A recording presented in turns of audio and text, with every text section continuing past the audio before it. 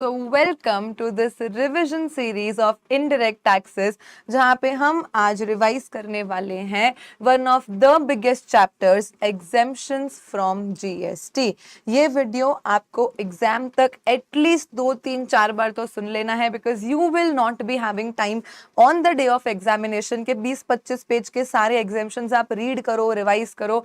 आपको ये वीडियो सुन सुन के ही चीजों को याद करना है। Yes ma'am, so let's start. Exempt supply क्या होता है मैम? जो भी गुड सर्विसेज या बोथ जीएसटी में एग्जेम्प्ट होते हैं या नील रेट ऑफ टैक्स को अट्रैक्ट करते हैं या जो टैक्सेबल है ही नहीं, उन सबको हम क्या मान लेते हैं? एग्जेम्प्ट सप्लाई मान लेते हैं। Even non taxable supplies like alcohol, petrol etcetera, ये सब भी एक बार के लिए एग्जेम्प्ट सप्लाईज के अंदर ही आ जाता है। सो एग्जेम्प्ट के अंदर exempt, nil rated, non taxable सब कुछ आ जाता है। मैम, 1-1 बल्ले बल्ले, CGST एक्ट सेक्शन 11, 1-1 बल्ले बल्ले हो गया जी 11। क्यों? क्योंकि हमें तो एग्जेम्पशन मिल गया तो हम एकदम खुश हो गए। CGST act section 11 corresponding IGST act section 6 ने गवर्नमेंट को पावर दिया है एग्जेम्पशंस के रिलेशन में नोटिफिकेशन इशू करने के लिए। एग्जेम्पशन जनरल हो सकता है, सबके लिए स्पेशल हो सकता है, स्पेसिफिक पर्सन स्पेसिफिक सिचुएशन के लिए। एग्जेम्पशन कंडीशनल हो सकता है, नॉन कंडीशनल हो सकता है कि भाई अगर तुम इस अमाउंट से कम होगा तो एग्जेम्प्ट, ऐसा होगा तो एग्जेम्प्ट, कंडीशन सारी गवर्नमेंट डाल सकती है। एग्जेम्पशन पर्टिकुलर एक्टिविटी के लिए हो सकता है, जैसे कि मानो health care as an activity ही जीएसटी में एग्जेम्प्ट है। या फिर एग्जेम्पशन स्पेसिफाइड सप्लायर्स को हो सकता है कि भाई अगर लॉयर ही सिर्फ लीगल सर्विसेज देंगे तो एग्जेम्प्ट होगा, CA मैंने दिया तो नहीं होगा, मतलब पर्टिकुलर सप्लायर के लिए एग्जेम्पशन हो गया। कभी पर्टिकुलर रेसिपिएंट के लिए एग्जेम्पशन हो सकता है कि भाई अगर अनरजिस्टर्ड पर्सन को सप्लाई करा तो एग्जेम्प्ट होगा, रजिस्टर्ड को कर दिया तो नहीं होगा। मतलब गवर्नमेंट चाहे तो पूरी की पूरी एक्टिविटी को ब्लैंकेटली एग्जेम्प्ट कर सकती है, जैसे कि मान लो मिल्क एग्जेम्प्ट ही है, या तो पर्टिकुलर सप्लायर ने सप्लाई किया तो एग्जेम्प्ट, या पर्टिकुलर रेसिपिएंट ने रिसीव किया तो एग्जेम्प्ट, या पर्टिकुलर सप्लायर ने पर्टिकुलर रेसिपिएंट को दिया तो ही एग्जेम्प्ट होगा। ऐसे अलग अलग तरीकों से गवर्नमेंट एग्जेम्पशंस के नोटिफिकेशंस को इशू कर सकती है। मैम, ग्रीन कलर बोले तो amendment section 11A which is now introduced, a new section says that भाई पूरे एक्ट में जहां पे जो लिखा है सबको मारो गोली। So notwithstanding anything that is contained in this act, अगर कोई ऐसी प्रैक्टिस है जो सालों से चलती आ रही है, लोगों में प्रेवलेंट है, लेकिन जीएसटी लॉ में कुछ और लिखा है, से फॉर एग्जाम्पल, आर्बिट्री एग्जाम्पल है, रियल लाइफ एग्जाम्पल नहीं है, आपको समझाने के लिए। मान लो सॉल्ट है मैम, सॉल्ट तो भाई हमने डांडी मार्च किया था सॉल्ट के लिए, तो मैम सालों से ये प्रैक्टिस है कि नहीं यार सॉल्ट पे तो जीएसटी या टैक्सेस नहीं लगने चाहिए। अब HSN कोड में मान लो ऐसा लिखा है कि भाई कोई भी आइटम जिसके अंदर आयोडीन है उसमें 12% टैक्स लग जाएगा। सॉल्ट में तो आयोडीन है मैम, मतलब HSN कोड के हिसाब से तो वो 12% से टैक्सेबल हो गया, जबकि सालों से प्रैक्टिस तो यही है कि उस चीजों पे जीएसटी नहीं लेवी होना चाहिए। या मान लो कोई ऐसी चीज जो बहुत बेसिक एसेंशियल नेसेसिटी में आती है तो बहुत कम रेट से टैक्सेबल होनी चाहिए, बट किसी रीजन से वो ज्यादा रेट से टैक्सेबल हो रही है, तो गवर्नमेंट के पास ऐसा पावर है कि गवर्नमेंट उन चीजों पे एग्जेम्पशन ला सकती है, टैक्सेस हटा सकती है या टैक्सेस को कम कर सकती है। तो अगर कोई प्रैक्टिस प्रेवलेंट है regarding levy non levy and currently उस पर टैक्स लग रहा है या हायर टैक्स लग रहा है, तो गवर्नमेंट उस पे से टैक्स हटा सकती है या टैक्स को कम कर सकती है काउंसिल के रिकमेंडेशन पे। Right ma'am. Now one by one we start with the exemptions. Exemption of goods अपने सिलेबस में एप्लीकेबल नहीं है, सिर्फ और सिर्फ एग्जेम्पशन ऑफ सर्विसेज ही अपने सिलेबस में एप्लीकेबल है। उसमें भी बहुत सारे एग्जेम्पशंस है जो आपकी बुक में और सिलेबस में है, हम फोकस करेंगे उन पे जो एग्जाम के लिए बहुत ज्यादा रेलेवेंट है, एंड बाकी सब मैं आपको गो थ्रू करवा के एक बार रिविजन तो पूरा 100% ही करवाऊंगी। So starting with the first block which is charitable and religious activity. तो मैम ऐसी एंटिटी जो रजिस्टर्ड है इनकम टैक्स एक्ट के सेक्शन 12AA 12AB में, जिसे हम चैरिटेबल एंटिटी बोलते हैं, उसी के लिए एग्जेम्पशंस है। ऐसा नहीं कि मैंने बैठे बैठे चैरिटी कर दी तो मेरे लिए एग्जेम्पशन ना बना। चैरिटी के एग्जेम्पशंस लेने के लिए आप एक रजिस्टर्ड चैरिटेबल इंस्टीट्यूशन होने चाहिए, और चैरिटेबल इंस्टीट्यूशन होने के साथ साथ आपने चैरिटेबल एक्टिविटी किया होना चाहिए। आज अगर चैरिटेबल इंस्टीट्यूशन भी कोई मान लो मोबाइल बेचने लग जाए तो उसे एग्जेम्पशन नहीं मिलेगा, चैरिटेबल इंस्टीट्यूट को चैरिटेबल एक्टिविटीज करनी पड़ेगी तो जीएसटी में एग्जेम्पशन मिल जाएगा। मैम ये चैरिटेबल एक्टिविटी कौन कौन सी होती है? तो अगर कोई बीमार है उसका केयर काउंसलिंग करना, टर्मिनली इल है, सीवियरली फिजिकली मेंटली डिसेबल्ड है, HIV या एड्स से अफ्लिक्टेड है, नार्कोटिक्स ड्रग्स के नशे में बीमार है, ऐसा कुछ भी है, या उन्हें ये बीमारियां ना हो, इसके लिए आप अवेयरनेस फैला रहे हो लोगों में, फैमिली प्लानिंग को लेके, हम दो हमारे दो, प्रिवेंटिव हेल्थ या प्रिवेंशन ऑफ HIV इन्फेक्शन को लेके, बेसिकली जो लोग बीमार हो चुके हैं उनका केयर काउंसलिंग करना, या लोग बीमार ना हो उसके लिए प्रिवेंटिव एक्शंस लेना, अवेयरनेस फैलाना, दोनों ही चैरिटेबल एक्टिविटी में आ जाता है। उसके बाद एडवांसमेंट ऑफ रिलीजन, स्पिरिचुअलिटी और योगा, इसके रिलेशन में कुछ भी करना।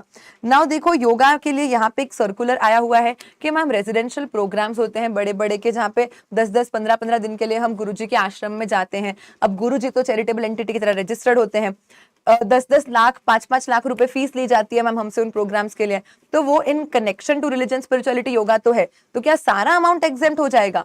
The answer is yes, exempt हो जाएगा अगर primary objective religion, spirituality, yoga है तो। लेकिन पता चला कि आप तो वहां पे मस्त रह रहे हो, आश्रम के रूम में चिल करते हो, कॉल करते हो, रूम सर्विस पे खाना आता है वगैरह वगैरह, देन आपको एग्जेम्पशन नहीं मिलता। मेयर अकोमोडेशन, फूड वगैरह है तो एग्जेम्पशन नहीं है।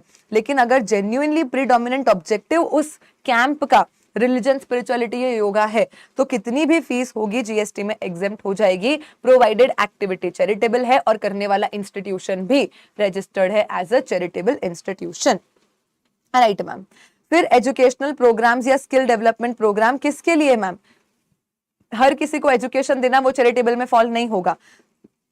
Abandoned people, orphan, homeless, physically mentally abused and traumatised person, ma'am CA articles की बात हो रही है क्या? नहीं नहीं, प्रिजनर्स मैम ये हमारी बात हो रही है, या पर्सन जिनकी एज ग्रेटर देन 65 है और जो रूरल एरिया में रहते हैं, ऐसे लोगों को एजुकेशन या स्किल डेवलपमेंट प्रोवाइड करना, या तो फिर एनवायरमेंट का प्रिजर्वेशन करना, ये 4 एक्टिविटी को हम चैरिटेबल एक्टिविटी मानते हैं।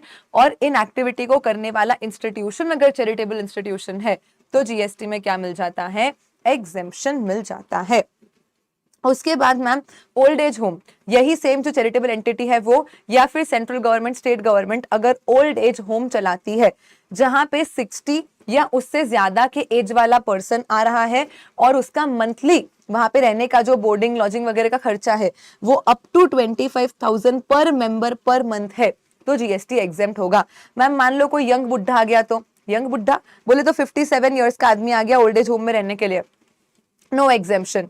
या मान लो ma'am person is of 70 years but एकदम आलिशान ओल्ड एज होम है, 30,000 रुपीज पर मंथ वहां का किराया है, तो entire 30,000 is going to be taxable under GST. ऐसा नहीं कि जितना 25 के ऊपर है बस उतना ही टैक्सेबल होगा, no, entire 30,000 is going to be taxable in that situation. तो 2 कंडीशन, एक्चुअली 3 कंडीशन देखनी है। पहला, कंसिडरेशन 25,000 तक होना चाहिए पर मेंबर पर मंथ। दूसरा, जो मेंबर आ रहा है उसकी एज 60 या 60 से ज्यादा होनी चाहिए। एंड तीसरा, जो ओल्ड एज होम प्राइवेट होंगे वो यहाँ कंसिडर नहीं होंगे, चैरिटेबल वाले या गवर्नमेंट वाले ओल्ड एज होम है, अगर तीनों कंडीशन फुलफिल है तो एग्जेम्पशन मिल जाता है। देन उसके बाद कुमाऊं मंडल विकास निगम लिमिटेड और कैलाश, जो कैलाश मानसरोवर यात्रा करवाते हैं, एंड हज कमिटी जो हज करवाते हैं, तो ये रिलीजियस क्या बोलते हैं यात्रा वगैरह के लिए होता है, तो whatever amount they charge it is exempt from GST. Then ma'am अगर स्पोर्ट्स के रिलेशन में ट्रेनिंग और कोचिंग दी जा रही है again by a charitable entity तो जीएसटी एग्जेम्प्ट हो जाएगा। मैम मैं एज एन इंडिविजुअल अगर एक बैडमिंटन की एकेडमी खोल लूं तो टैक्सेबल होगा। सिर्फ और सिर्फ चैरिटेबल इंस्टीट्यूशन अगर स्पोर्ट्स रिलेटेड ट्रेनिंग कोचिंग देता है तो ही जीएसटी में एग्जेम्पशन मिलता है। एंड दूसरा मैम, अगर मैं एक इंडिविजुअल हूं, क्योंकि ट्रेनिंग के रिलेशन में था इसलिए इधर साथ में डाल दिया, ये पॉइंट एक्चुअली चैरिटेबल का नहीं है, ट्रेनिंग का पॉइंट है, बट क्योंकि एक ट्रेनिंग का पॉइंट चैरिटेबल में था इसलिए मैंने इसको भी यहाँ पे डाल दिया। तो स्पोर्ट्स के रिलेशन में ट्रेनिंग अगर चैरिटेबल इंस्टीट्यूशन ने दिया तो जीएसटी एग्जेम्प्ट होगा। लेकिन मैम अगर कोई रिक्रिएशनल एक्टिविटी है, रिक्रिएशनल एक्टिविटी मतलब आर्ट्स, कल्चर, ड्राइंग, इन सब के रिलेशन में अगर कोई इंडिविजुअल है जो किसी को ट्रेनिंग दे रहा है तो जीएसटी एग्जेम्प्ट है। मैं एज रिद्धि बाघमार किसी को भरतनाट्यम सिखाऊं तो मेरी फीस जीएसटी में एग्जेम्प्ट होगी। पर यही मैं अगर as Riddhi and Mehul partnership firm बना लूं, रिद्धि डांस लिमिटेड कंपनी बना लूं, तो वो ही फीस टैक्सेबल हो जाएगी। यानी स्पोर्ट्स सिखाने वाला चैरिटेबल इंस्टीट्यूशन होना चाहिए और ये रिक्रिएशनल एक्टिविटीज सिखाने वाला इंडिविजुअल होना चाहिए, तो जो भी फीस चार्ज होगी वो जीएसटी में एग्जेम्प्ट हो जाएगी। उसके बाद मैम आप लोगों ने संजू मूवी देखी होगी, तो वो रिहैब सेंटर में जाता है ना, जिनको बहुत नशे की ड्रग्स की आदत हो जाती है, तो फिर वो हील होने के लिए रिहैब सेंटर में भेजा जाता है। तो वो रिहैब सेंटर हॉस्पिटल्स भी चलाते हैं, एजुकेशन इंस्टीट्यूशंस अपने कॉलेजेस में स्टूडेंट्स के लिए चलाते हैं, या गवर्नमेंट के भी रिहैब सेंटर्स होते हैं, central government state government we consider here, not local authority, या चैरिटेबल इंस्टीट्यूशन के भी रिहैब सेंटर्स होते हैं। तो यहाँ पे ये जो प्रोफेशनल्स आते हैं जो थेरेपी देते हैं, काउंसलिंग देते हैं, ये लोग भी इन लोगों से जो फीस चार्ज करते हैं वो जीएसटी में एग्जेम्प्ट हो जाती है। देन उसके बाद ma'am renting of presence of a religious place. Now understand, GST religious place सिर्फ उसी को मानता है जो जनरल पब्लिक के लिए ओपन होता है। मान लो एक पारसी अग्यारी है जहां पे सिर्फ पारसी लोग ही जा सकते हैं, बाकी रिलीजन का कोई पर्सन नहीं जा सकता, तो उनके लिए वो रिलीजियस प्लेस हो सकता है, बट क्या जीएसटी के लिए वो रिलीजियस प्लेस है? The answer is no, at least for this particular entry. तो मान लो मैम कोई टेम्पल है जिसको वही इनकम टैक्स में रजिस्टर्ड कोई ट्रस्ट चला रहा है, and this temple is open for general public, तो ऐसे केस में ये जो रिलीजियस प्रीमाइस के प्रेजेंस में, मान लो यहाँ पे कोई आश्रम है जहाँ पे ट्रस्ट द्वारा रूम दिए जा रहे हैं भक्तों को, या बाहर शॉप्स होती है जहां से आप नारियल प्रसाद वगैरह परचेज कर सकते हो, या तो मैम मंदिर के प्रीमाइसेस में बड़े बड़े से हॉल्स या गार्डन्स होते हैं जहां पे लोग शादी करते हैं, मुंडन करवाते हैं, नामकरण करते हैं, एटसेट्रा एटसेट्रा। तो अगर ये जो रहने वाला रूम का rent less than 1000 rupees per day है, बोले तो अप टू 999 पर डे, कल्याण मंडपम या कम्युनिटी हॉल या गार्डन का जो रेंट है वो लेस देन 10,000 पर डे है, बोले तो अप टू 9,999 पर डे है, और ये जो शॉप्स है इनका monthly rent less than 10,000 as in up to 9,999 है, तो जीएसटी एग्जेम्प्ट हो जाएगा। मैम 1 रुपया भी ज्यादा हुआ तो, मान लो एग्जैक्ट 1000 रुपीज रेंट हुआ तो again entire amount is going to be taxable. तो मैम रूम के लिए less than 1000 that is up to 999, it is same only. Shops के लिए हम बोलेंगे कि पर मंथ लेस देन 10,000, और प्रीमाइसेस या कल्याण मंडपम के लिए हम बोल देंगे लेस देन 10,000 अ डे। और ये अमाउंट्स कलेक्ट करने वाले लोग कौन होने चाहिए? इनकम टैक्स में रजिस्टर्ड चैरिटेबल वाले लोग, और जो रिलीजियस प्लेस है वो ओपन फॉर जनरल पब्लिक होना चाहिए। मैम अगर ओयो से रूम बुक किया सिर्फ 300 रुपए में तो पूरे 300 पे जीएसटी लगेगा मैम, वो तो लेस देन 1000 है तो भी पूरे 300 पे जीएसटी लगेगा, वहां पे आप पूजा आरती करने तो नहीं जाते हो। यस मैम, तो इसलिए हमने बोला कि ये जो एग्जेम्पशंस है ना, ये रिलीजियस प्रीमाइसेस के लिए है। अगर आप होटल में रूम बुक करते हो चाहे कितना भी अमाउंट हो, it is always and always going to be taxable only. Right ma'am, Pandit ji से जीएसटी मांगोगे देंगे क्या? पंडित जी क्या बोलेंगे? ना बाबा ना, ना बाबा ना, मैं तो जीएसटी ना दूं। तो भाई यही लिखा है यहाँ पे कि अगर कोई पर्सन है जो रिलीजियस सेरेमनीज कंडक्ट करवा रहा है, फॉर एग्जाम्पल पंडित जी आए, हवन करवाया, आपसे 5,000 रुपए लेके गए, तो उस पर जीएसटी लगता है क्या? The answer is no. Pandit ji क्या बोलेंगे? ना बाबा ना, मैं तो जीएसटी ना दूं। ऐसा ना बोलते हुए पंडित जी बुक में बनाए गए हैं। So the conduct of religious ceremony by any person, whatever amount is charged, GST is going to be exempt on the same. ये लो जी, 7 to 8 minutes and we complete the entire entry of religious and charitable activity। आपको फटाफट से comment section में मेरे साथ लिखते जाना है, यस मैम डन, दिल दिल, आगा, बॉम बॉम इमोजी, ऐसा डालते जाना है, एनर्जी बनी रहनी चाहिए। एग्जेम्पशन का रिविजन टाइम वाइज सबसे लंबा होता है हमेशा, because we have to cover a lot of things and target is कि आपको याद भी हो। तो आप मेरे साथ बने रहो। चलो जल्दी से इमोजीज ड्रॉप कर दो, हम नेक्स्ट ब्लॉक चालू करते हैं।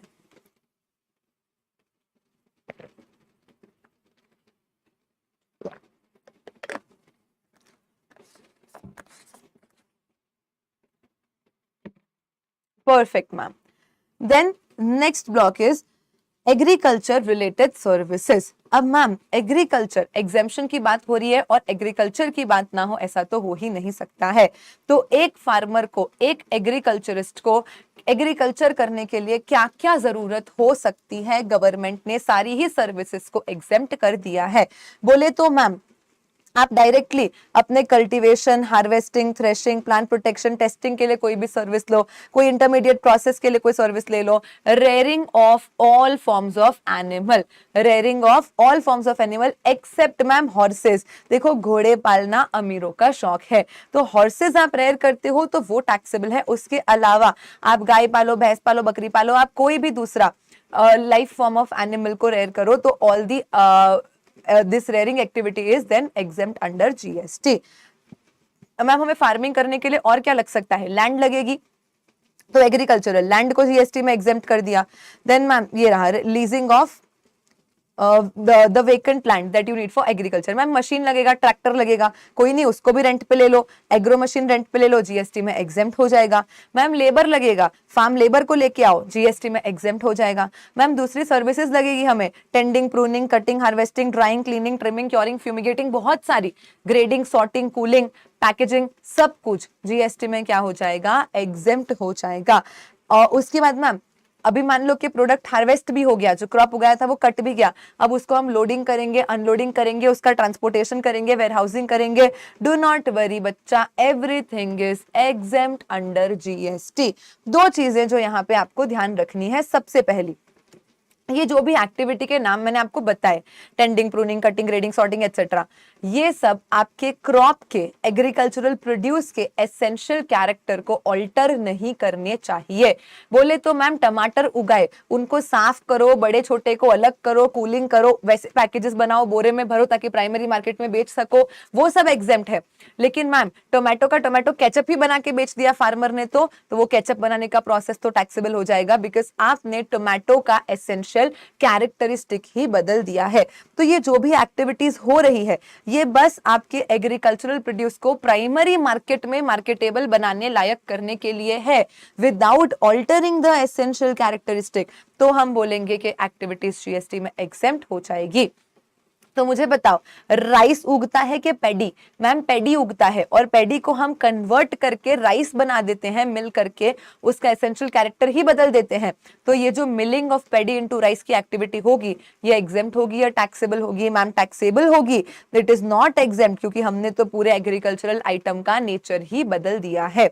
राइट मैम, लेकिन एक बार पैडी से राइस बन जाए तो उसके बाद जैसे नॉर्मल एग्रीकल्चरल प्रोड्यूस का लोडिंग, अनलोडिंग, ट्रांसपोर्टिंग, वेयरहाउसिंग सब कुछ एग्जेम्प्ट होता है, वैसा राइस का भी गवर्नमेंट ने एग्जेम्प्ट किया है। क्योंकि भले ही वो एक एग्रीकल्चरल प्रोड्यूस डायरेक्टली नहीं है, बट उसका इंपॉर्टेंस बहुत ज्यादा है। हाफ ऑफ इंडिया तो मैम राइस पे सर्वाइव कर रहा है, तो राइस बनने पैडी उगने तक तो वो एग्रीकल्चरल प्रोड्यूस है, तो तब तक तो ये भी सारी एक्टिविटीज एग्जेम्प्ट रहेगी। पैडी से राइस बना, वो टैक्सेबल होगा।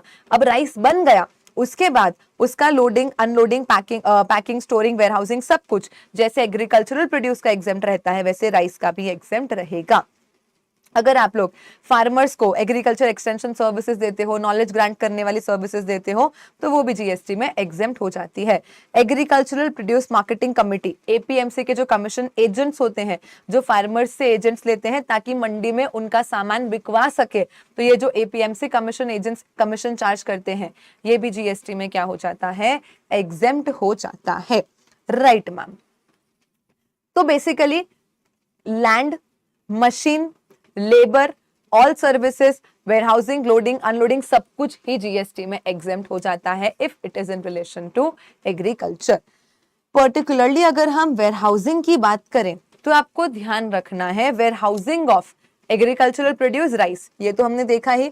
इसके अलावा minor forest product, cereals, pulses, fruits और वेजिटेबल्स, सिर्फ और सिर्फ ये 7 चीजों का वेयरहाउसिंग ही जीएसटी में एग्जेम्प्ट होता है। Once again with me, agricultural produce rice, minor forest products यानी कि बैम्बू, करी लीव्स, टैमरिंड वगैरह, cereals, pulses, fruits, vegetables, cereals, pulses, fruits, vegetables, minor forest product, agriculture product और राइस।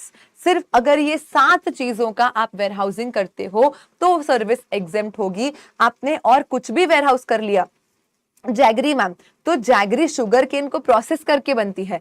चाय पत्ती मैम, टी लीव्स, वो तो उगता है, लीफ उगती है, उसको प्रोसेस करके वो ब्लैक चाय पत्ती बनाई जाती है। तो कोई भी नट्स हो गए, स्पाइसेस हो गए, ये सब प्रोसेस्ड चीजें हैं, इनका वेयरहाउसिंग टैक्सेबल होगा। कॉटन बोले तो मैम कॉटन नहीं उगता, कपास उगता है, उसको प्रोसेस करके कॉटन बनाते हैं, तो अगेन सब चीजों का वेयर हाउसिंग टैक्सेबल होता है। बस इन 7 चीजों का ही वेयर हाउसिंग जीएसटी में एग्जेम्प्ट होता है। देखो, जब एक क्रॉप उग रहा है और उसको कोई कीड़े ना लगे, इंसेक्ट ना लगे, इसलिए फ्यूमिगेशन किया जाता है, वो छिड़कते हैं ना दवाई, फ्यूमिगेशन बोलते हैं उसको। तो वो जब क्रॉप उग रहा है तो वो तो फिर एग्रीकल्चर का पार्ट है, तो वहां फ्यूमिगेशन करना एग्जेम्प्ट है। लेकिन वेयरहाउस में कीड़े ना पड़ जाए, इसलिए वेयरहाउस का फ्यूमिगेशन करना जीएसटी में टैक्सेबल है। आपको पर्टिकुलरली ध्यान रहे इसलिए मैंने यहाँ पे अलग से लिख के दिया है। तो वेयरहाउसिंग सिंपल याद रखने का कि ये 7 आइटम का वेयरहाउसिंग ही एग्जेम्प्ट होता है, बाकी वेयरहाउसिंग रिलेटेड सब कुछ ही जीएसटी में टैक्सेबल होने वाला है। अदर्स में सिंपल है मैम, एग्रीकल्चरल प्रोड्यूस का ट्रांसपोर्टेशन करना, एक एयर के अलावा आप कहीं से भी ट्रांसपोर्ट करो, एग्जेम्पशन मिलेगा। अगर आपने एग्रीकल्चरल प्रोड्यूस को एयर से ट्रांसपोर्ट कर लिया ना, एयर से, तो फिर टैक्सेबल होगा। लेकिन अगर आप एग्रीकल्चरल प्रोड्यूसर राइस को जीटीए बोले तो रोड, वेसल बोले तो वाटर और रेल, इनमें से किसी के थ्रू भी ट्रांसपोर्ट करोगे तो आपको एग्जेम्पशन ही मिलेगा। एयर यहां नहीं लिखा है, मतलब एयर से ट्रांसपोर्ट करने पे टैक्सेबल हो जाएगा, बराबर। देन उसके बाद हम बोलेंगे आर्टिफिशियल इंसेमिनेशन। हॉर्सेस छोड़ दो, हॉर्सेस पालना अमीरों का शौक है। हॉर्सेस के अलावा कोई भी एनिमल्स है जिनको इंसेमिनेट किया जाता है बेबीज वगैरह करवाने के लिए, that all activities are also exempt. Government की जो मिनिस्ट्री है वो कोल्ड चेन रिलेटेड सर्विसेज देती है, नॉलेज देती है फार्मर्स को, वो भी एग्जेम्प्ट है। फार्मर्स के फार्म पे इलेक्ट्रिसिटी आए, उनके ट्यूबवेल्स वगैरह चले, उसके लिए इलेक्ट्रिसिटी कंपनी इंफ्रास्ट्रक्चर्स वगैरह लगाती है, वो सब जीएसटी में क्या हो जाता है, एग्जेम्प्ट हो जाता है। So any and every activity as such that you can think in relation to agriculture, government ने सबको ही जीएसटी में एग्जेम्प्ट कर दिया है। Done ma'am.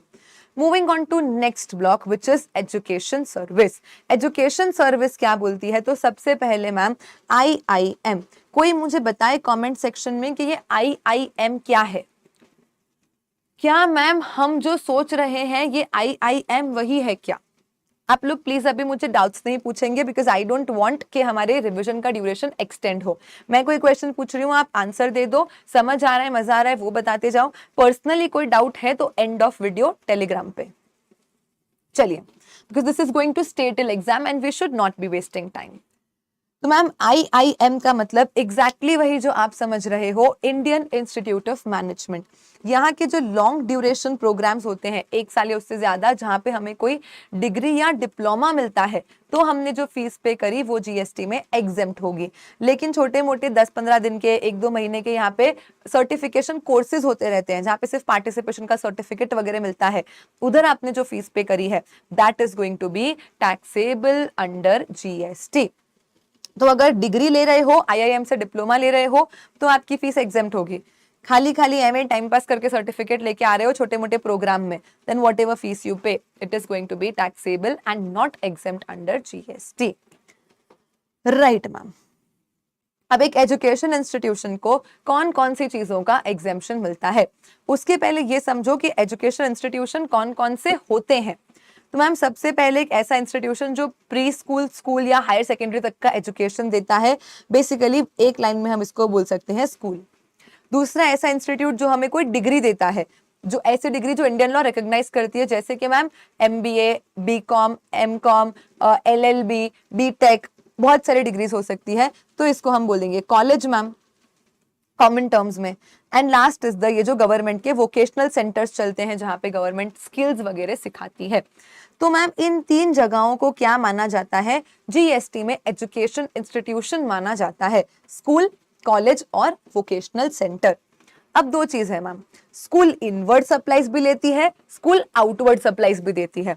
मैम आज अगर एक स्कूल ने एक स्टूडेंट से फीस कलेक्ट करी है, सामने वो स्टूडेंट को पढ़ाने वाले हैं, तो this is outward supply of school, जहां हमें पैसा मिल रहा है।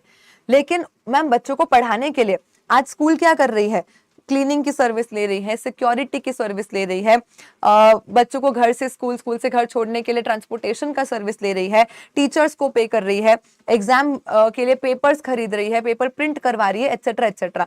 यानी एज अ स्कूल हम बहुत सारी परचेज भी कर रहे हैं, बहुत सारी इनवर्ड सर्विसेज भी ले रहे हैं।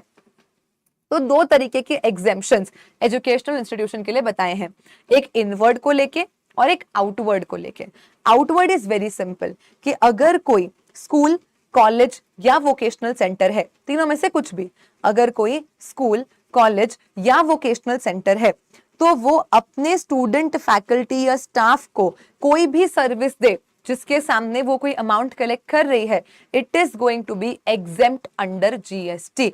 आप अपने स्टूडेंट, फैकल्टी या स्टाफ को कोई भी सर्विस दे दो as an education institution, GST exempt ही होगा। लेकिन ये सिर्फ रिस्ट्रिक्टेड नहीं है स्टूडेंट, फैकल्टी, स्टाफ तक। इनफैक्ट अगर कोई हमारा प्रोस्पेक्टिव स्टूडेंट है, मान लो मैम हमारी स्कूल का, कॉलेज का एंट्रेंस एग्जाम दे रहा है जिसके लिए हमने एंट्रेंस फीस वगैरह चार्ज कर ली, तो वो भी जीएसटी में एग्जेम्प्ट हो जाएगी।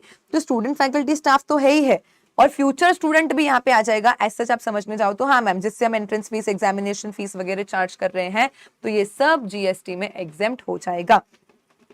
यानी स्कूल को जो पैसा मिला ना स्टूडेंट, फैकल्टी, स्टाफ से, वो तो सब एग्जेम्प्ट ही है। अब हमें बात करनी है स्कूल ने जिसको पैसा दिया। बोले तो पैसा क्यों देगा? क्योंकि हमने किसी से कुछ परचेस करा। तो इनपुट सर्विसेज पे रिस्ट्रिक्शन है, सारी इनपुट सर्विसेज एग्जेम्प्ट नहीं होती है। पहले हम बात करते हैं वोकेशनल सेंटर की। तो मैम वोकेशनल सेंटर सिर्फ और सिर्फ अपने एग्जाम एडमिशन के रिलेशन में जो सर्विसेज लेते हैं वही एग्जेम्प्ट होती है। मान लो वोकेशनल सेंटर ने क्वेश्चन पेपर प्रिंट करवाया, एग्जाम कंडक्ट करने के लिए एक हॉल रेंट पे लिया, पेपर चेकर को फीस दिया, पेपर सेटर को फीस दिया, इन्विजिलेटर को फीस दिया, तो ये सारे अमाउंट्स जीएसटी में क्या हो जाएंगे? एग्जेम्प्ट हो जाएंगे।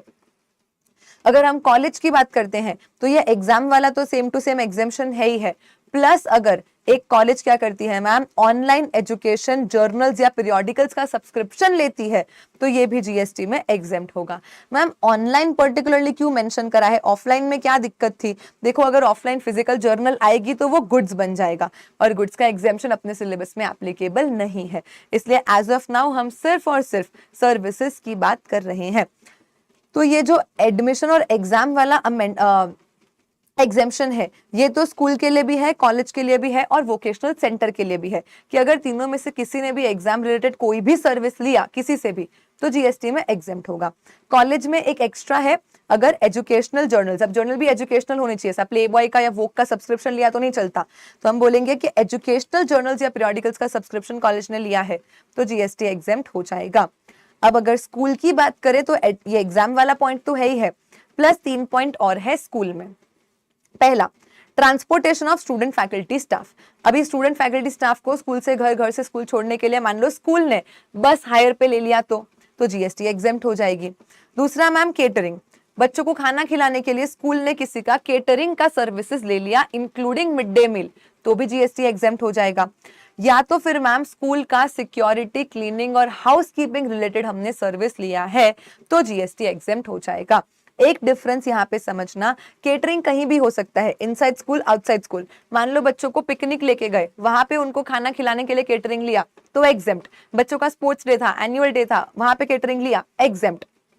स्कूल के अंदर खाना रोज खिलाते हैं, एग्जेम्प्ट। लेकिन मैम सिक्योरिटी, क्लीनिंग और housekeeping compulsory in the school premises ही होना चाहिए। मान लो आज स्कूल का स्पोर्ट्स डे है, जो स्कूल के बाहर हमने कहीं पे कोई ग्राउंड रेंट पे लिया है, वहां स्पोर्ट्स डे होने वाला है, हमने उसका क्लीनिंग, सिक्योरिटी का सर्विसेज ले लिया तो वो टैक्सेबल हो जाएगा। केटरिंग बच्चों का आप कहीं भी करवा लो, उसके रिलेशन में इनवर्ट सर्विस ले लो, एग्जेम्प्ट है। But security, house cleaning, security, housekeeping and cleaning particularly in the school होगा तो ही एग्जेम्प्ट होगा। अगर आउटसाइड द स्कूल प्रीमाइसेस हुआ तो जीएसटी में टैक्सेबल हो जाएगा। To summarise entire education once again, outward जो भी किया, मानो मैम एक कॉलेज ने बच्चों से बस में कॉलेज से घर, घर से कॉलेज जाने के लिए फीस चार्ज किया तो जीएसटी एग्जेम्प्ट होगा कि टैक्सेबल होगा। बहुत सारे बच्चे बोल देंगे कि मैम टैक्सेबल हो जाएगा, क्यों? क्योंकि ट्रांसपोर्टेशन तो सिर्फ स्कूल को एग्जेम्प्ट है। बट अंडरस्टैंड, बच्चों से फीस लिया बोल रही हूं, हमने बस हायर पे लिया ऐसा नहीं बोल रही। तो आउटवर्ड है ना, आउटवर्ड मेरा एज अ स्कूल, कॉलेज या वोकेशनल सेंटर जो भी आउटवर्ड सप्लाई है, जहां मैं बच्चों से, स्टूडेंट से, फैकल्टी से, स्टाफ से फीस कलेक्ट कर रही हूं, वो तो पूरा एग्जेम्प्ट ही है। तो कॉलेज भी अगर बच्चों से ट्रांसपोर्टेशन रिलेटेड फीस चार्ज कर ले तो एग्जेम्प्ट ही है। लेकिन परचेस करते टाइम जब ट्रांसपोर्टेशन रिलेटेड सर्विसेज स्कूल लेगी तो एग्जेम्पशन मिलेगा, पर कॉलेज लेगी तो एग्जेम्पशन नहीं मिलेगा। तो ये इनपुट और आउटपुट का डिफरेंस समझना बहुत जरूरी है। आउटपुट सब एग्जेम्प्ट है, पर ये जो ब्लॉक्स पढ़ाए हैं, जो रिस्ट्रिक्शंस पढ़ाए हैं, वो इनपुट के एग्जेम्पशंस को एप्लीकेबल हो जाते हैं। और ये जो एजुकेशन इंस्टीट्यूशंस को एग्जाम रिलेटेड बेनिफिट्स और एग्जाम्शंस वगैरह दिए गए हैं, ये गवर्नमेंट ने एक्सटेंड किए हैं। नेशनल टेस्टिंग एजेंसी वगैरह, गवर्नमेंट भी ऐसी एंट्रेंस एग्जामिनेशंस वगैरह करवाती रहती है, तो वहां पे भी ये एग्जाम रिलेटेड सर्विसेज का जीएसटी हम क्या कर देंगे, एग्जेम्प्ट कर देंगे। अदर्स आप सेल्फ रीड कर सकते हो, अदर्स में ऐसा कुछ खास है नहीं। गवर्नमेंट की बहुत सारी योजना है, दीनदयाल उपाध्याय ग्रामीण कौशल्य योजना, या गवर्नमेंट के वोकेशनल कोर्सेज चलते हैं, स्किल डेवलपमेंट चलता रहता है गवर्नमेंट का, नेशनल टेस्टिंग ये national council for vocational education, training partner approved by skill development corporation, awarding body, assessing body recognised by national council, तो ये लोग करते रहते हैं ऐसे क्वालिफिकेशन ट्रेनिंग एजुकेशन वाले सर्विसेज, सब जीएसटी में एग्जेम्प्ट ही होता है। 2 पॉइंट जो आपको ध्यान रखने हैं। पहला मैम, आंगनवाड़ी भी एक तरीके का प्री स्कूल ही है, तो आंगनवाड़ी भी ये जो फूड वगैरह सर्व करती है उस पे जीएसटी एग्जेम्प्ट होता है। एंड दूसरा मैम, मान लो कि मैं एक स्कूल की एक्स स्टूडेंट हो चुकी हूँ, किसका नाम ले लिया मैम रिविजन करते करते, अरे एक्स नहीं, x student.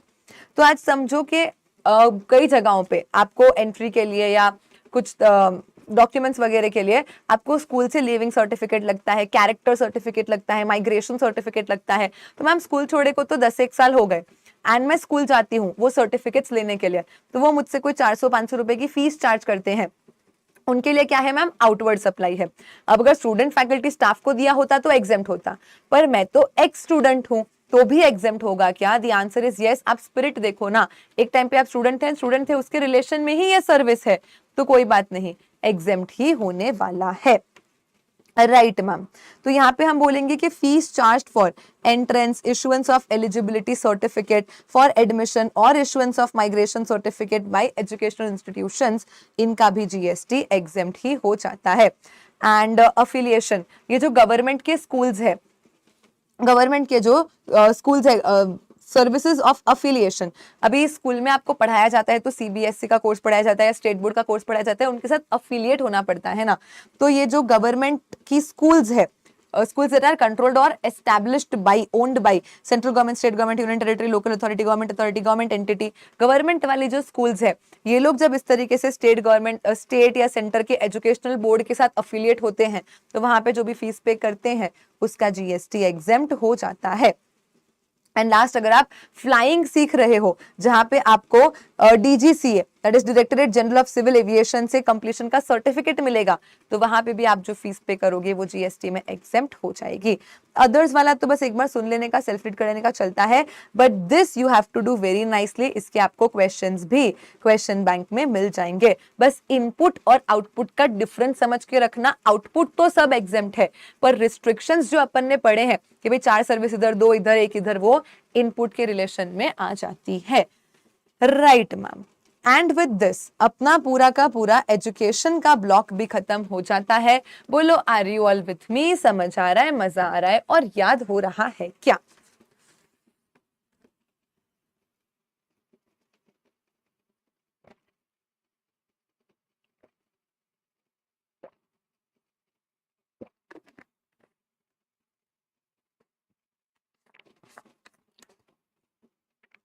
Done ma'am. Let us start with the next block, that is healthcare services. थोड़ा सा एग्जाम पॉइंट ऑफ व्यू से इंपॉर्टेंट भी बोल सकते हैं। इसमें से एमसीक्यू, क्वेश्चन, एडजस्टमेंट कुछ ना कुछ कभी ना कभी बनता रहता है।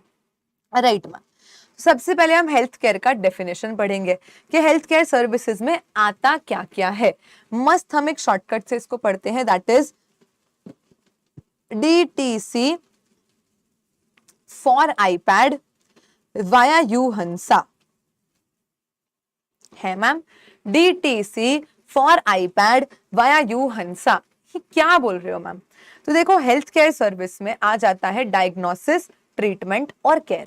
क्या बीमारी है वो डायग्नोस करना, उसका ट्रीटमेंट करना, ट्रीटमेंट करने के बाद क्योर, उसका बाद में जो केयर वगैरह किया जाता है, आपको थोड़े दिन रखते हैं हॉस्पिटल में, आपका फिजियोथेरेपी वगैरह होता है, थेरेपीज होती है, सेशंस होते हैं, वो सब भी यहाँ पे आ जाएगा।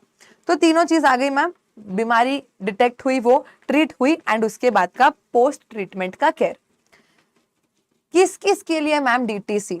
तो आईपैड बोले तो इलनेस, इंजरी, प्रेगनेंसी, एबनॉर्मेलिटी या डिफॉर्मिटी, ऐसी कोई भी सर्विस जो आपका डायग्नोसिस, ट्रीटमेंट या केयर कर रही है in relation to illness, injury, pregnancy, abnormality या डिफॉर्मिटी, वो भी via a recognized system of medicine in India. Ma'am what are the recognized systems of medicine in India? तो दे आर यूहंसा। What is यूहंसा ma'am? Yoga, Unani, homeopathy, Ayurveda, naturopathy, सिद्धा और allopathy, इनमें से कोई सिस्टम को यूज करके आपकी इलनेस, इंजरी, प्रेगनेंसी, एबनॉर्मेलिटी या डिफॉर्मिटी का डायग्नोसिस, ट्रीटमेंट या केयर किया जाता है तो उसे हेल्थ केयर सर्विस कहा जाता है। विच मीन्स मैम ये acupuncture, reiki, Chinese medicine etcetera ये सब एग्जेम्प्ट नहीं होती, इन सब के ऊपर जीएसटी पेएबल होता है। उसके अलावा मैम पेशेंट को घर से क्लिनिकल एस्टैब्लिशमेंट से घर लेके जाना, ये ट्रांसपोर्टेशन का सर्विस भी एग्जेम्प्ट है। क्या हम इसको एक वर्ड में एम्बुलेंस बोल सकते हैं क्या? The answer is yes. लेकिन मैम यहाँ पे वर्ड सिर्फ पेशेंट मेंशन करा है। मान लो हमने किसी का किडनी इधर से उधर ट्रांसपोर्ट कर दिया, कोई ऑर्गन इधर से उधर ट्रांसपोर्ट कर दिया तो टैक्सेबल होगा। सिर्फ और सिर्फ पेशेंट का ही ट्रांसपोर्टेशन जीएसटी में क्या माना गया है? एग्जेम्प्ट माना गया है। डज नॉट इंक्लूड, मैम बीमारी थी नहीं कोई, जबरदस्ती बस प्लास्टिक सर्जरी करवाने गए, ऐसा लगा कि नाक कैसी टेढ़ी है चलो सीधी करवा लेते हैं, चलो मैम बाल सुंदर करवा लेते हैं, तो फालतू के ऐसे hair transplant, cosmetic plastic surgeries जो आप करवाते हो, they are not a part of health care services, they are beauty treatments and वो सब जीएसटी में टैक्सेबल हो जाते हैं। हाँ लेकिन समझो मैम एक्सीडेंट हो गया था, या विवाह मूवी में वो पूनम पूरी जल जाती है ना मैम, तो जलने के बाद उसका स्किन रिस्टोर करना पड़ता है, उसके लिए हम प्लास्टिक सर्जरी कर रहे हैं, that is exempt under GST. तो रिस्टोरेशन, रिस्ट्रक्चरिंग, कोई डिफेक्ट या इंजरी के कारण आपको ये सर्जरीज करनी पड़ रही है तो हेल्थ केयर में आएगा। कुछ हुआ नहीं है मैम, एम ही फालतू फालतू करवा रहे हैं, टकले हो गए, हेयर ट्रांसप्लांट करवाना है, तो मैम ये सब हेल्थ केयर सर्विस नहीं माना जाएगा। Right ma'am. अब हेल्थ केयर सर्विस किसी ने भी कर दिया तो एग्जेम्प्ट नहीं होगा। आज समझो कोमल आई मेरे पास, कोमल ने बोला अरे मैम पेट दर्द हो रहा है, मैंने बोला ये ले साइक्लोपाम गोली खा ले, एंड कोमल ठीक हो गई, तो मैंने तो कोमल को डायग्नोस किया, ट्रीट किया, एलोपैथी यूज किया, हाइला मैम हेल्थ केयर सर्विस हो गया। अगर मान लो मैंने कोमल से 1000 रुपए ले लिए इसके लिए, तो क्या जीएसटी एग्जेम्प्ट हो जाएगा? द आंसर इज नो, क्योंकि मैं डॉक्टर नहीं हूं ना, मैं तो चार्टर्ड अकाउंटेंट हूं। यानी ये जो हेल्थ केयर सर्विसेज करने वाले लोग हैं वो भी कौन होने चाहिए मैम? रजिस्टर्ड मेडिकल प्रैक्टिशनर्स होने चाहिए।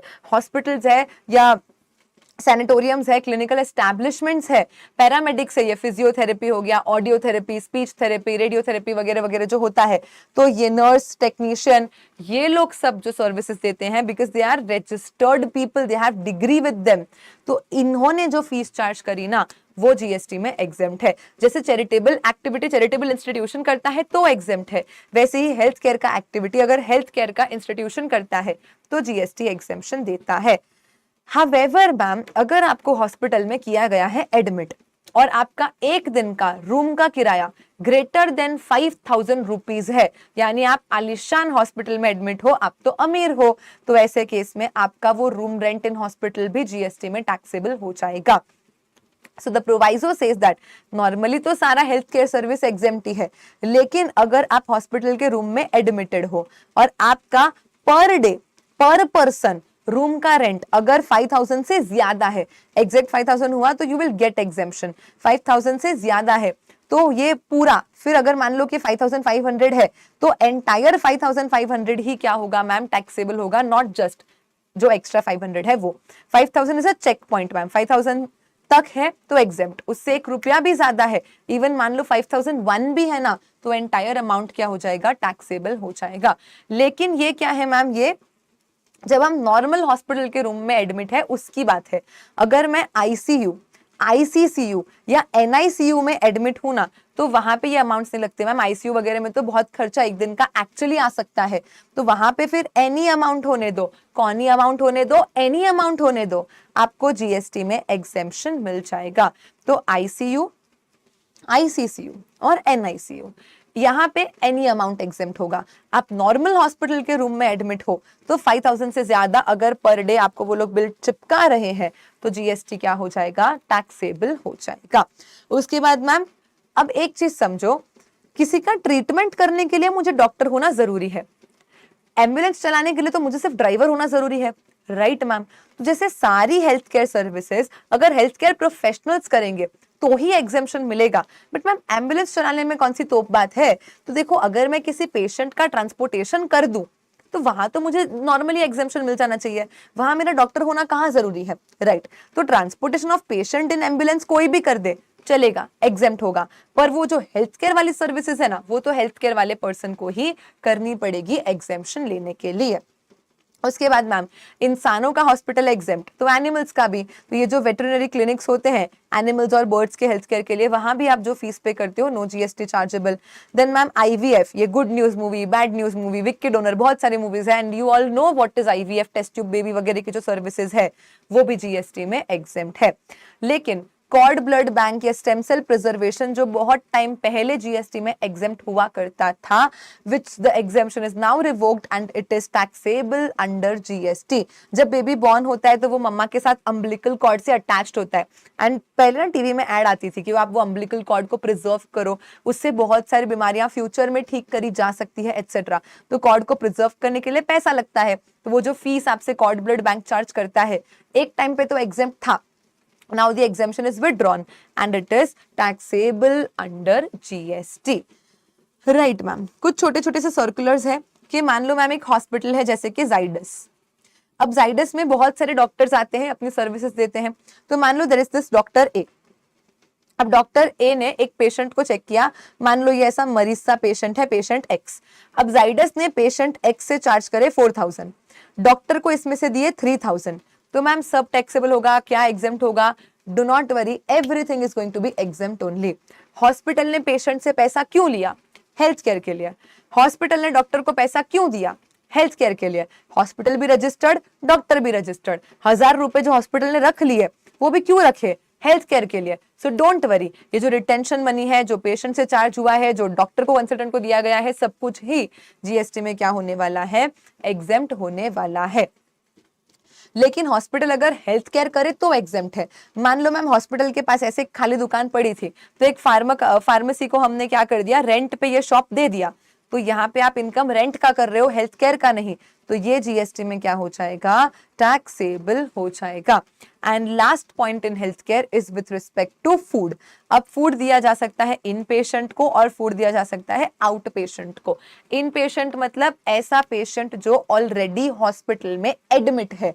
अगर आप एडमिटेड हो तो it is a very common practice कि खाना आपको हॉस्पिटल वाले देते हैं।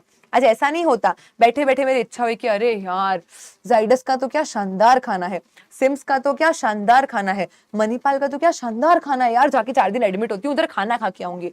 ऐसा तो बिल्कुल नहीं होता। You never actually go for food to hospital, you go for health care. Food साथ में मिल जाता है तो कॉम्पोजिट सप्लाई हो गया, तो ये पूरा अमाउंट एग्जेम्प्ट ही हो जाएगा। पर मैं तो विजिटर हूं, मैं तो किसी को मिलने गई थी एंड भूख लग गई तो साइडस की कैंटीन में मैंने खा लिया, या मैं तो ऐसे ही बस डॉक्टर को दिखाने गई थी, कंसल्ट करने गई थी, मैं कोई एडमिटेड पेशेंट नहीं हूं, मैं तो आउट पेशेंट हूं, मैंने भी कैंटीन से कुछ लेके खा लिया, तो ये सब नॉर्मली जीएसटी में क्या हो जाएगा, टैक्सेबल हो जाएगा। तो इन पेशेंट को दिया गया फूड एग्जेम्प्ट है, आउट पेशेंट अटेंडेंट विजिटर्स को दिया गया फूड जीएसटी में क्या हो जाएगा, टैक्सेबल हो जाएगा। एंड विथ दिस हमारा पूरा हेल्थ केयर का ब्लॉक भी यहाँ पे खत्म हो जाता है। याद क्या रखना है ma'am, diagnosis, treatment, care for illness, injury, pregnancy, abnormality, deformity, recognize system of medicine, yoga, Unani, homeopathy, naturopathy, Siddha, Ayurveda और एलोपैथी। ट्रांसपोर्टेशन खाली पेशेंट का एग्जेम्प्ट है। क्लिनिकल ये जो आप beauty, cosmetic, health, hair surgeries वगैरह करवाते हो, जेन्युइन रीजन है, डिफेक्ट है, इंजरी है तो exempt, otherwise taxable. ICU, NICU, ICCU में कोई लिमिट नहीं है, पर नॉर्मल रूम का एक दिन का किराया 5,000 से ज्यादा है तो जीएसटी लग जाएगा, अदरवाइज एग्जेम्पशन मिल जाएगा। ये लो 2 मिनट भी नहीं, 30 to 40 सेकेंड्स में पूरा हेल्थ केयर समराइज्ड। उसके बाद मैम लीगल सर्विसेज हम आरसीएम के चैप्टर में ऑलरेडी पढ़ चुके हैं, वहां पे पढ़ते हैं कि अगर कोई एडवोकेट है वो लीगल सर्विसेज देता है, एक तो आर्बिट्रल ट्रिब्यूनल एंड दूसरा एडवोकेट या फर्म ऑफ एडवोकेट। अगर CG, SG, UT, LA, GAGE, that is central government, state government, union territory, local authority, government agency, government establishment या person other than business entity, किसी को भी कोई legal service देता है तो जीएसटी एग्जेम्प्ट ही हो जाता है। अगर बिजनेस एंटिटी है, प्रीसीडिंग फाइनेंशियल ईयर का टर्नओवर रजिस्ट्रेशन लिमिट से ज्यादा है, वो सिचुएशन में आरसीएम लगता है। तो ये हम और अच्छे से डीपली आरसीएम वाले रिविजन लेक्चर में पढ़ चुके हैं एंड क्लास में भी हम इसको आरसीएम के साथ पढ़ लेते हैं। वो सेम ही कट पेस्ट कॉपी पेस्ट करके चार्ट यहाँ पे आपको दिया गया है, वहां आरसीएम के लिए पढ़ते हैं और यहाँ एग्जेम्पशन के लिए पढ़ते हैं। तो आर्बिट्रल ट्रिब्यूनल या एडवोकेट या फर्म ऑफ एडवोकेट, अगर CG, SG, UT, LA, GA, person other than business entity या तो एडवोकेट्स आपस में कुछ भी घरगत्ता कर ले तो जीएसटी क्या हो जाएगा, एग्जेम्प्ट हो जाएगा। बोलो क्या जनता हमारी है? Tell me everyone with me. Congratulations Priyanshu, congratulations Komal, हमारे पुराने बच्चे आ रहे हैं लाइव सेशन में कमेंट करने के मैम हम पास हो गए, सीए बन गए, बहुत बहुत बधाई। चलिए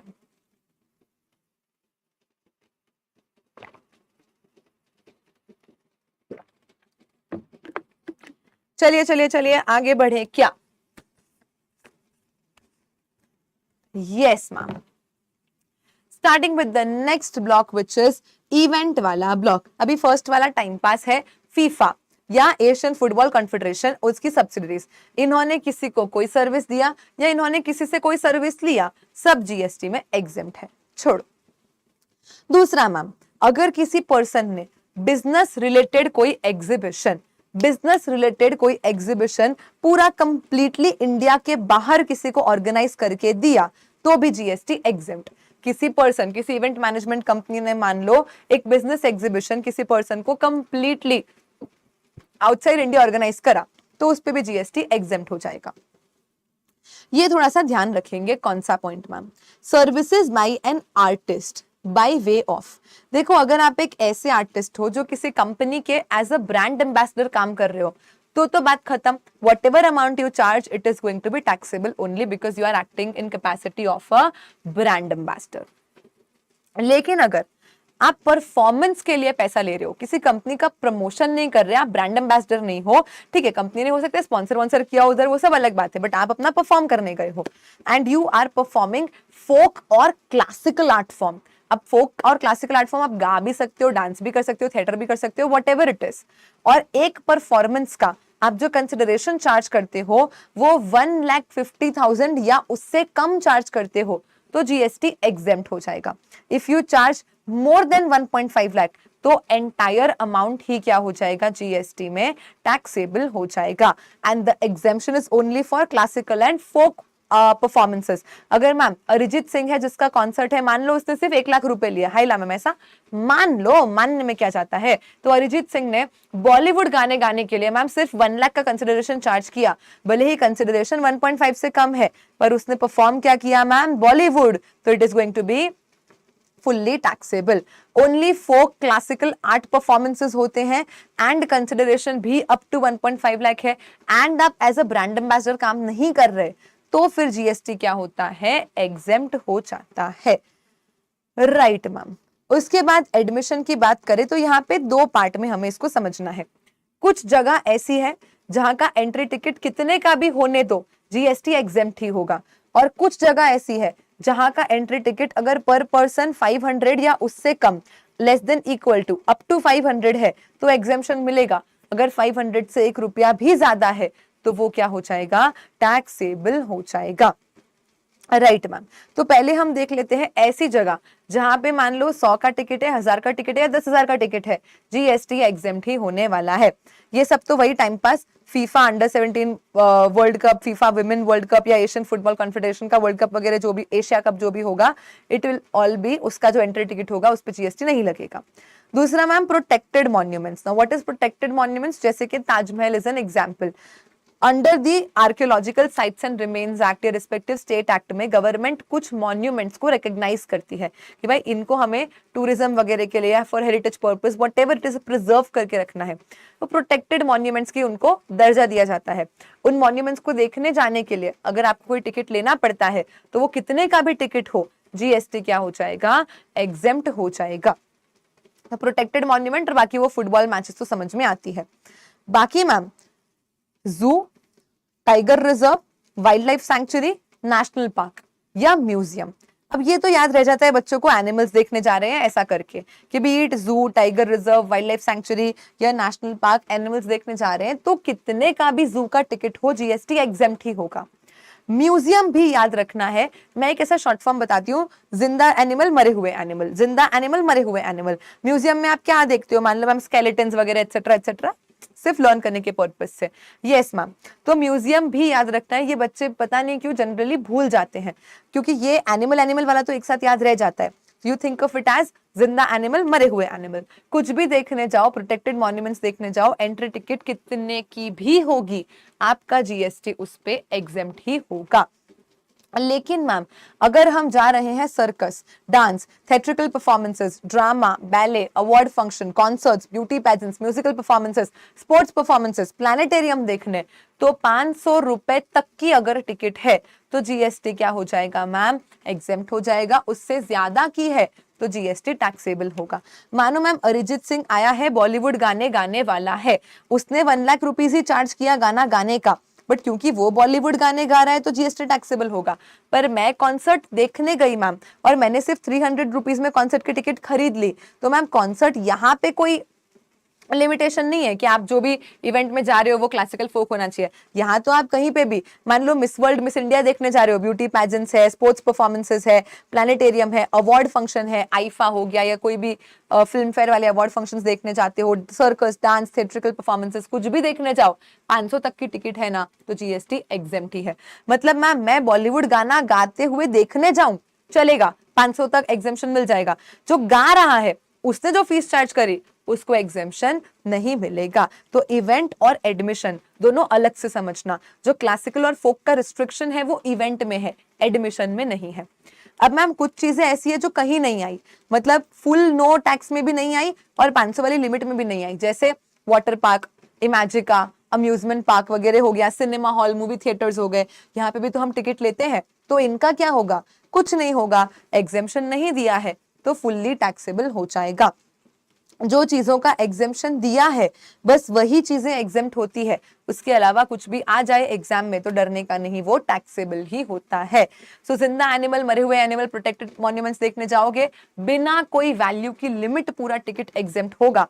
लेकिन अगर ये जो लिस्ट यहाँ पे दिया है इनमें से कुछ देखने जाओगे, what is RSE ma'am, recognise sports body, recognise sports entity, फर्क नहीं पड़ेगा क्योंकि नॉर्मल स्पोर्टिंग इवेंट है या रिकॉग्नाइज स्पोर्टिंग इवेंट है, नॉर्मल स्पोर्टिंग इवेंट है या रिकॉग्नाइज स्पोर्टिंग इवेंट है, दोनों को ही एग्जेम्पशन दे दिया है। तो बेसिकली सारे स्पोर्टिंग इवेंट को 500 तक एग्जेम्पशन दे ही दिया है, तो आपको टेंशन लेने की जरूरत नहीं है। RSE is recognise sporting event.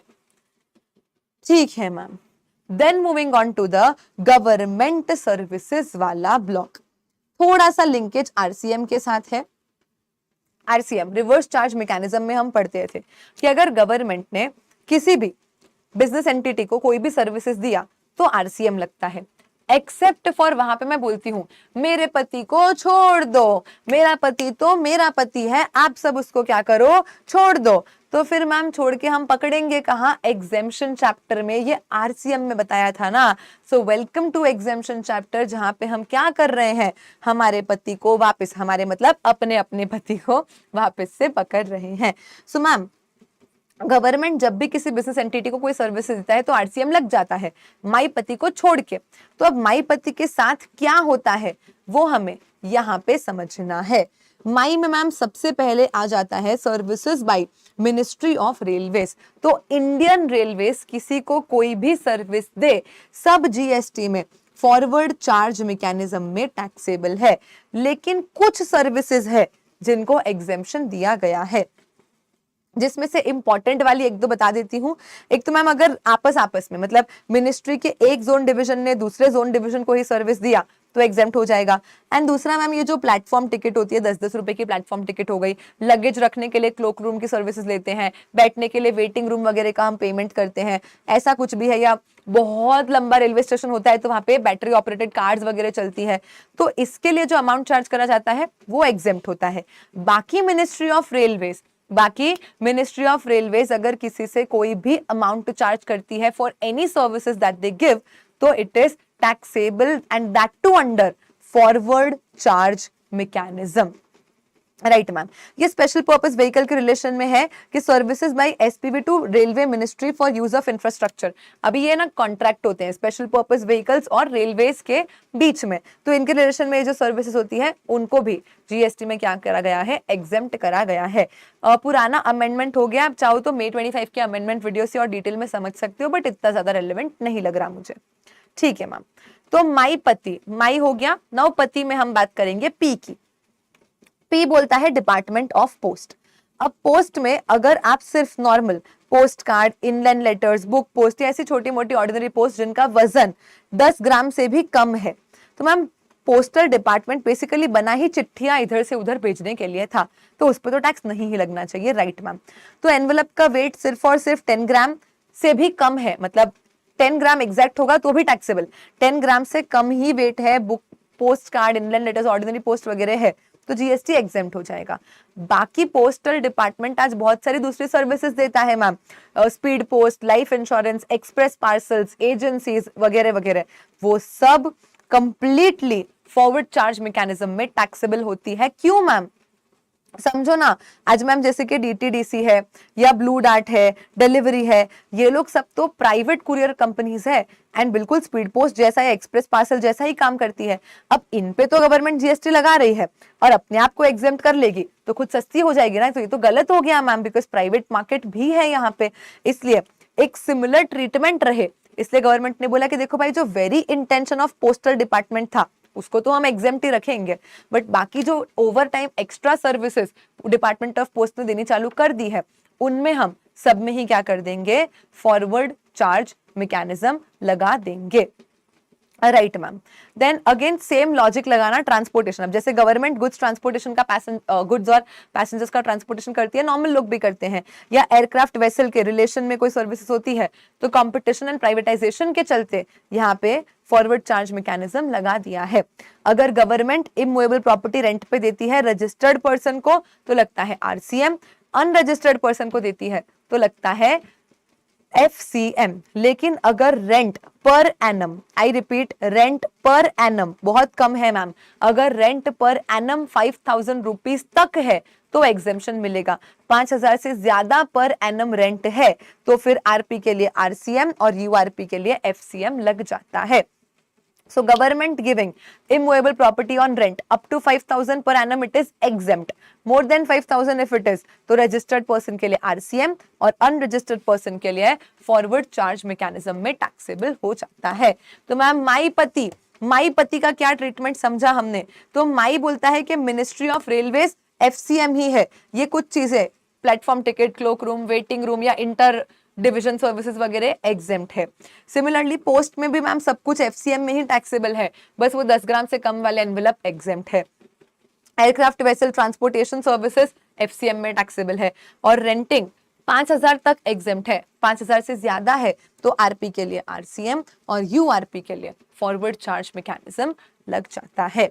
And ma'am माई पति के अलावा गवर्नमेंट जो दूसरी सर्विसेज देती है, अगर नॉन बिजनेस एंटिटी को दिया तो एग्जेम्प्ट ही है, पर अगर बिजनेस एंटिटी को दिया जिसका प्रीसीडिंग फाइनेंशियल ईयर का टर्नओवर रजिस्ट्रेशन लिमिट से ज्यादा है और उस सर्विस का कंसिडरेशन भी 5000 से ज्यादा है तो रिवर्स चार्ज मैकेनिज्म लगता है। कंसिडरेशन कम है या नॉन बिजनेस एंटिटी है या रजिस्ट्रेशन को लायबल ही नहीं है तो उन सब जगहों पे क्या हो जाता है, एग्जेम्पशन मिल जाता है। माई पति में कोई लिमिट नहीं देखनी है, टैक्सेबल है तो है, जैसे बोला है वैसे है, लेकिन माई पति के अलावा गवर्नमेंट जो दूसरी सर्विसेज देती है नॉन बिजनेस एंटिटी को एग्जेम्प्ट है। बिजनेस एंटिटी में भी आपको देखना है कि कंसिडरेशन 5000 से ज्यादा है और प्रीसीडिंग फाइनेंशियल ईयर में आप रजिस्ट्रेशन को लायबल थे तो RCM आएगा, अदरवाइज वहां पे भी आपको एग्जेम्पशन मिल जाता है। Done ma'am. एंड बाकी ये छोटे से वाले पॉइंट है। तो देखो सबसे पहले ma'am, central government, state government, local authority, union territory, ये लोग क्या कर रहे हैं, आपको पासपोर्ट, वीजा, ड्राइविंग लाइसेंस वगैरह देते हैं, उसका बर्थ सर्टिफिकेट, डेथ सर्टिफिकेट, सबका फीस चार्ज करते हैं, सब जीएसटी में एग्जेम्प्ट है। मैम जो हमारे पोर्ट होते हैं, कस्टम्स के पोर्ट, संडेज को या आफ्टर वर्किंग आवर्स को या पब्लिक हॉलीडेज को बंद रहते हैं, लेकिन फिर भी हमें हमारा कोई गुड्स वेसल में लोड अनलोड करवाना है तो हम एक मर्चेंट ओवरटाइम फीस पे कर सकते हैं, वो भी जीएसटी में एग्जेम्प्ट हो जाता है। गवर्नमेंट आपसे जो फाइन्स, पेनल्टीज, लिक्विडेटेड डैमेजेस को लेकर कोई अमाउंट चार्ज करती है, जीएसटी में एग्जेम्प्ट है। मान लो आपने सिग्नल तोड़ दिया एंड आपसे कोई वहां पे रोक के आपको फाइन पेनल्टी ले लिया, तो उस पे जीएसटी अलग से नहीं लगता है। गवर्नमेंट आपको नेचुरल रिसोर्सेज के राइट्स देती है। If you have seen that series Mirzapur है ना, तो अफीम की खेती करने के लिए आपको गवर्नमेंट से राइट्स लेने पड़ते हैं, जगहों के नेचुरल रिसोर्सेज के। कहीं पे माइनिंग करना है, गवर्नमेंट से आपको राइट्स लेने पड़ते हैं। तो यहाँ पे assignment of right to use natural resources to individual farmer, हाँ समझना, इंडिविजुअल फार्मर हो तो एग्जेम्पशन है। माइनिंग वगैरह करने के लिए नॉर्मली मैम इंडिविजुअल फार्मर्स नहीं जाते ना, माइनिंग कंपनीज जाती है, तो वहां पे तो मैम आरसीएम की टैक्सेबिलिटी आती है। खाली मैम फार्मिंग करने के इंटेंशन से, या हम बोलेंगे कि हॉर्सेस को छोड़ के बाकी सारे फॉर्म्स ऑफ एनिमल्स को रेयर करने के लिए गवर्नमेंट से अगर कोई नेचुरल रिसोर्सेज का राइट लेते हैं तो जीएसटी क्या हो जाता है, एग्जेम्प्ट हो जाता है। देन मैम लोन्स गारंटी करना, तो अब देखो ये जो सारे एग्जेम्पशंस है ना, ये सीजीएसजी, यूटी, एलए सबके लिए है, बट ये पर्टिकुलर सीजीएसजी यूटी के लिए ही है, लोकल अथॉरिटी के लिए नहीं है। तो अगर सीजीएसजी और यूटी अपनी खुद की ही अंडरटेकिंग या पब्लिक सेक्टर अंडरटेकिंग को क्या करती है, गारंटी का सर्विस देती है। क्यों मैम, क्योंकि वो लोग बैंक या फिनेंशियल इंस्टीट्यूशन से लोन ले रहे हैं, तो ऐसी गारंटी देने वाली सर्विस भी जीएसटी में एग्जेम्प्ट हो जाती है। लोन लेने वाला कौन होना चाहिए मैम, गवर्नमेंट की अंडरटेकिंग या पीएसयू। लोन देने वाला कौन होना चाहिए मैम, बैंक या फाइनेंशियल इंस्टीट्यूशन, कोई प्राइवेट पर्सन नहीं। और गारंटी देने वाला कौन होना चाहिए मैम, सीजीएसटी, यूटी। अगर तीनों कंडीशन फुलफिल्ड है तो एग्जेम्पशन मिलता है, तीनों में से कोई भी एक कंडीशन अगर फुलफिल्ड नहीं है तो एग्जेम्पशन नहीं मिलता है। Right ma'am. देन उसके बाद गवर्नमेंट आपस में घरगत्ता कर ले तो भी जीएसटी एग्जेम्प्ट है। लेकिन ये सेम चीज, मतलब जो अलग से बताया है ना माई पति वाली चीजें, वो तो उन्हीं की तरह ट्रीट होगी। रेलवेज हो गया, post, aircraft, vessel, inside outside port, airport, transportation of goods, passengers, वो सब जैसे टैक्सेबल है वैसे ही रहेंगे। सिर्फ इमूवेबल प्रॉपर्टी यहाँ पे नहीं लिखा है, मतलब renting of immovable property and बाकी कोई भी दूसरी सर्विसेज, माई पीएटी में तो जो होता है सबके साथ वही होगा। Renting of immovable property and बाकी कोई भी एनी अदर सर्विसेज है जो कोई एक गवर्नमेंट किसी दूसरी गवर्नमेंट को दे, तो वो सबका जीएसटी क्या हो जाता है, घरगत्ता करने के लिए आपस में एग्जेम्प्ट हो जाता है। बाकी मैम गवर्नमेंट के हमें फायर के सर्टिफिकेट्स लेने पड़ते हैं, लेबर की सेफ्टी के लिए सब कुछ प्रॉपर है कि नहीं उनके सर्टिफिकेट्स लगते हैं, तो ये protection of consumers, workers etcetera, ये सारे सर्टिफिकेट्स भी जीएसटी में एग्जेम्प्ट होते हैं। हाँ, लेकिन FSSAI लाइसेंस का जो फीस आप पे करते हो ना, पहले एग्जेम्प्ट हुआ करता था, एग्जेम्पशन विड्रॉ हो चुका है इसलिए बुक में नहीं है। चाहो तो अलग से लिख लो पर्टिकुलरली कि ये जो FSSAI का लाइसेंस फीस होता है ये जीएसटी में टैक्सेबल होता है। ठीक है मैम, ये पुराना एग्जेम्पशन है, चाहिए तो काट दो, चलेगा। उसके बाद मैम अदर्स में समझना कि ये जो फेयर प्राइस शॉप्स होती है, अगर वो आपने मूवी देखी है नायक द रियल हीरो, तो जाते हैं ना, ये क्या है मैम, वर्ल्ड कप, राशन की दुकानें होती है, तो these people charge from government, क्योंकि वो लोग गवर्नमेंट के लिए ऐसी राशन शॉप्स या फेयर प्राइस शॉप्स चला रहे हैं पब्लिक डिस्ट्रीब्यूशन सिस्टम के लिए। तो ये जो फेयर प्राइस शॉप्स की सर्विसेज है ये भी जीएसटी में क्या हो जाती है मैम, एग्जेम्प्ट हो जाती है। देन उसके बाद अगर कोई भी ऐसा ट्रेनिंग प्रोग्राम है जो गवर्नमेंट मतलब ऑर्गेनाइज भले कोई भी कर रहा है, बट उस ट्रेनिंग प्रोग्राम का एटलीस्ट 75% एक्सपेंस गवर्नमेंट बेयर कर रही है। ट्रेनिंग प्रोग्राम में जितना भी खर्चा होने वाला है उसका 75% या मोर खर्चा गवर्नमेंट बेयर करने वाली है, तो पूरा ही ट्रेनिंग प्रोग्राम क्या हो जाता है, एग्जेम्प्ट हो जाता है। उसके बाद गवर्नमेंट ये आर्टिकल 243G वाली एक्टिविटीज करती है, मैम वो तो सप्लाई नहीं है। हमने गवर्नमेंट को 243G रिलेशन में अगर कोई सर्विस या कंपोजिट सप्लाईज जहां पे गुड्स सिर्फ 25% तक ही है, समझना, जैसे कि स्ट्रीट लाइट रिपेयर करना, आर्टिकल 243GW की एक्टिविटी है, वो गवर्नमेंट करती है, सेक्शन 7 हम पढ़ते हैं, सप्लाई नहीं है, ठीक है। अब गवर्नमेंट खुद, मतलब मोदी जी खुद तो चढ़ेंगे नहीं, ऑफ कोर्स किसी इलेक्ट्रिशियन को उन्होंने हायर करा, तो इलेक्ट्रिशियन आएगा, सर्विस देगा, स्ट्रीट लाइट रिपेयर करने का कुछ अमाउंट चार्ज करेगा, प्योर सर्विस के लिए चार्ज किया, जीएसटी एग्जेम्प्ट हो जाएगा। उसने बोला कि नहीं नहीं मैं 1000 रुपए लूंगा, जिसमें से 700 रुपए तो बल्ब के हैं और 300 मेरा मजदूरी, मतलब मैम 70% अमाउंट तो उसने गुड्स के लिए ले लिया, तो ये फुल 1000 क्या हो जाएगा, टैक्सेबल हो जाएगा। अगर आप गवर्नमेंट की बॉडी को, सीजीएसटी को आर्टिकल 243G या W के रिलेशन में सर्विसेज देते हो, प्योर सर्विसेज देते हो या मिक्स में देते हो, पर गुड्स 25% से ज्यादा नहीं होने चाहिए, तो एंटायर अमाउंट क्या हो जाता है, एग्जेम्प्ट हो जाता है। हॉर्टिकल्चर, ये जो सेंट्रल पब्लिक वर्क्स डिपार्टमेंट करती है, वो भी जीएसटी में एग्जेम्प्ट है। देन उसके बाद मैम कोई गवर्नमेंट अथॉरिटी है जो 243G के रिलेशन में सर्विसेज देती है गवर्नमेंट को, तो भी जीएसटी एग्जेम्प्ट है। This is all not that much important, ठीक है ma'am. Profit petroleum, grants, shares वगैरह, कंजर्वेशन, सैनिटेशन, देखो अगर आर्टिकल 243G के रिलेशन में है तो एग्जेम्प्ट है, नहीं है तो एग्जेम्प्ट नहीं है। बाकी अगर आप गवर्नमेंट अथॉरिटी को water supply, waste management, public health, slum improvement, sanitation वगैरह के रिलेशन में सर्विसेज देते हो तो जीएसटी में एग्जेम्प्ट हो जाता है। Is this all very much important ma'am? The answer is no. Only इस अदर्स ब्लॉक में मैं आपको मार्क करवाती हूँ क्या क्या इंपॉर्टेंट है, वो आपको ध्यान में रखना है। एक ma'am fair, not the fair price shop, एक आपको ध्यान में रखना है ट्रेनिंग वाला, दूसरा प्योर सर्विसेज वाला, और एक ये याद रख लेना जो ABCDE वाले पॉइंट दिए हैं। अदर्स में आप बाकी सब सिर्फ रीड भी कर लोगे तो चल जाएगा एक बार के लिए, बट एक तो ट्रेनिंग प्रोग्राम 75% का लिमिट, ये आर्टिकल 243GW वाला, और 25% गुड्स का लिमिट, और एक ये जो 5 चीजों के नाम है जो अगर आप गवर्नमेंट अथॉरिटी को देते हो तो एग्जेम्पशन मिलता है। ये 3 आप पर्टिकुलरली लर्न करना, बाकी आप रीड ओनली करके जाने दोगे तो चल जाता है। ERCC भी ऐसा रीड ओनली टाइप का ही पॉइंट है। फिर भी किसी को बहुत इच्छा है कि नहीं मुझे जानना ही है मैम, तो पुराना रिविजन वीडियो भी पड़ा है एग्जेम्पशन का, उसमें मैंने ये पॉइंट कवर किया है। However, it is genuinely not that important for exam, आज तक कभी आया भी नहीं है, इसलिए मैं इस रिविजन वीडियो में स्किप कर रही हूं। ठीक है मैम, यहाँ पे हमारा गवर्नमेंट खत्म होता है। थोड़ा सा कम आप लोगों को कॉन्फिडेंस आया होगा, I know, but government block is something जो आप 2-3 बार सुनोगे तो ऑटोमेटिकली आपको याद हो जाएगा। कंसोलिडेट करने की कोशिश करती हूँ तो देखो, पहले हमने माईपति के बारे में पढ़ा, तो ministry of railways, department of post, aircraft vessel, transportation, सब में ही फॉरवर्ड चार्ज मैकेनिज्म लगता है।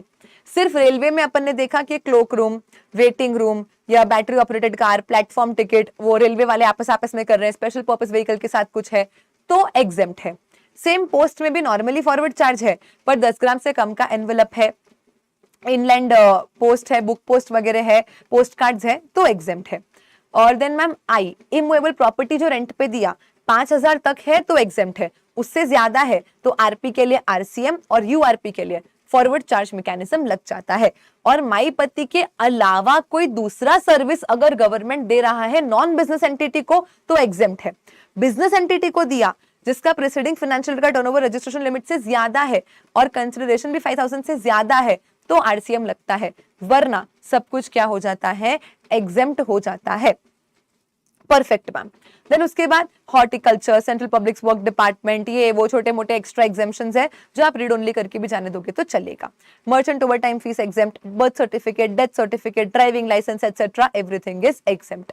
3 इंपॉर्टेंट जो याद रखने हैं, अगर कोई ट्रेनिंग प्रोग्राम हो रहा है जिसका 75% या उससे ज्यादा खर्चा गवर्नमेंट उठा रही है तो पूरा ट्रेनिंग प्रोग्राम एग्जेम्प्ट होगा।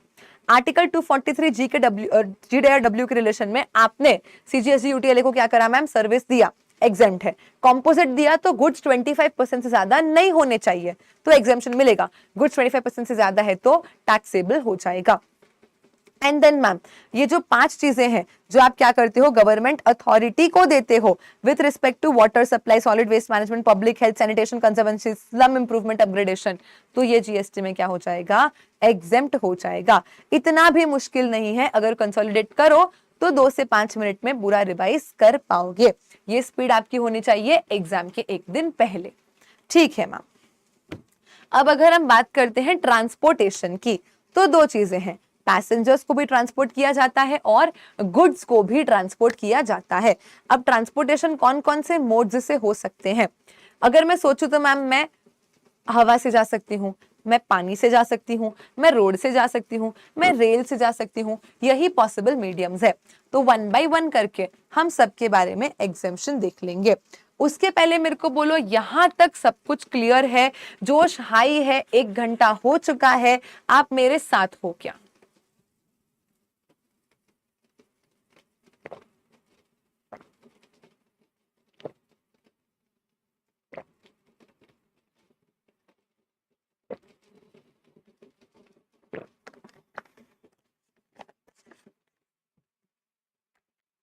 बोलो बोलो बोलो। यस मैम, जनता बिल्कुल आपके साथ। चलिए, so moving on to passenger transportation services. अब ये क्या बोलता है? देखो, अगर आप एयर का टिकट लेते हो, एज अ पैसेंजर आपने एयर का टिकट लिया, आपकी जर्नी शुरू हो रही है या खत्म हो रही है, मतलब आपकी फ्लाइट का डिपार्चर या अराइवल बैट्समैन में है और आपकी टिकट इकोनॉमी क्लास की है, तो पूरा टिकट का जीएसटी एग्जेम्प्ट हो जाएगा। अगर आप बैट्समैन से आ रहे हो या बैट्समैन में जा रहे हो। What is batsman ma'am? Bagdogra which is in West Bengal, Assam, Tripura, Sikkim, Manipur, Mizoram, Meghalaya, Arunachal Pradesh और नागालैंड, इनमें से किसी भी जगह के एयरपोर्ट से मेरी फ्लाइट उड़ रही है या उधर आके अराइव हो रही है और मेरा टिकट इकोनॉमी क्लास का है, तो जीएसटी क्या हो जाएगा? एग्जेम्प्ट हो जाएगा। मैम रेल की बात करें तो देखो, मेट्रो, मोनोरेल, ट्रैमवे, ये सब तो एग्जेम्प्ट होते ही हैं। और अगर नॉन एसी ट्रेन का टिकट है तो भी एग्जेम्प्ट है, स्लीपर क्लासेस को हम बोलते हैं। लेकिन अगर 3 टियर, 2 टियर, 1 टियर मतलब फर्स्ट क्लास एसी ट्रेन का टिकट है ना, तो जीएसटी क्या हो जाएगा? टैक्सेबल हो जाएगा। देखो, फर्स्ट क्लास अलग से भले लिखा हो, फर्स्ट क्लास एसी ही होता है, वो एक ही बात हो गई। तो कोई भी एसी ट्रेन का टिकट है तो टैक्सेबल है, नॉन एसी है, मेट्रो है, मोनोरेल है, ट्रैमवे है, कुछ भी है तो जीएसटी एग्जेम्प्ट हो जाता है। ठीक है मैम। अगर हम वाटर की बात करें तो अगर टूरिज्म पर्पस के लिए आप बोट में बैठते हो, मान लो मैम केरला गए एंड टूरिज्म के लिए ऐसे ही हम बोट के मजे ले रहे हैं, तो if it is for tourism purposes always taxable. या मैम आप वेसल में बैठ के इंडिया के बाहर ही चले गए हो ट्रांसपोर्टेशन में, तो भी टैक्सेबल है। मैम मैं इंडिया में ही हूं, तो इनलैंड हो चाहे कोस्टल हो, इनलैंड मतलब मैम ये नदी, मुझे यहां से यहां आना है, इधर मैं एक बोट में बैठी और इधर से इधर आ गई, इसे इनलैंड ट्रांसपोर्टेशन कहा जाता है, एग्जेम्प्ट है। दूसरा मैम, मेरे को यहां से आना है और मैं ऐसा समुद्री रास्ता लेके कोस्टल ट्रांसपोर्टेशन किया, मैंने इंडिया से इंडिया के लिए ही करा, टूरिज्म नहीं है, नॉर्मल ट्रांसपोर्टेशन पर्पस के लिए किया, तो भी जीएसटी एग्जेम्प्ट हो जाएगा। सो चाहे इंडिया टू इंडिया इनलैंड हो या सी के थ्रू कोस्टल हो, बट नॉर्मल पब्लिक ट्रांसपोर्टेशन के लिए ही है ना, तो एग्जेम्प्ट है। पर अगर आप इंडिया के बाहर ही चले गए या टूरिज्म पर्पस के लिए आप कुछ भी करो, तो क्या हो जाएगा? जीएसटी में वो टैक्सेबल हो जाएगा। बराबर है मैम। देन अगर हम रोड की बात करें तो non AC contract stage carriages exempt है। अगेन यहाँ पे भी नॉन एसी एग्जेम्प्ट है। अगर एसी स्टेज कैरेज है, charter on hire, radio taxi वगैरह कुछ भी है, तो टैक्सेबल हो जाएगा। Metered cab, auto rickshaw, e rickshaw सब कुछ जीएसटी में एग्जेम्प्ट है।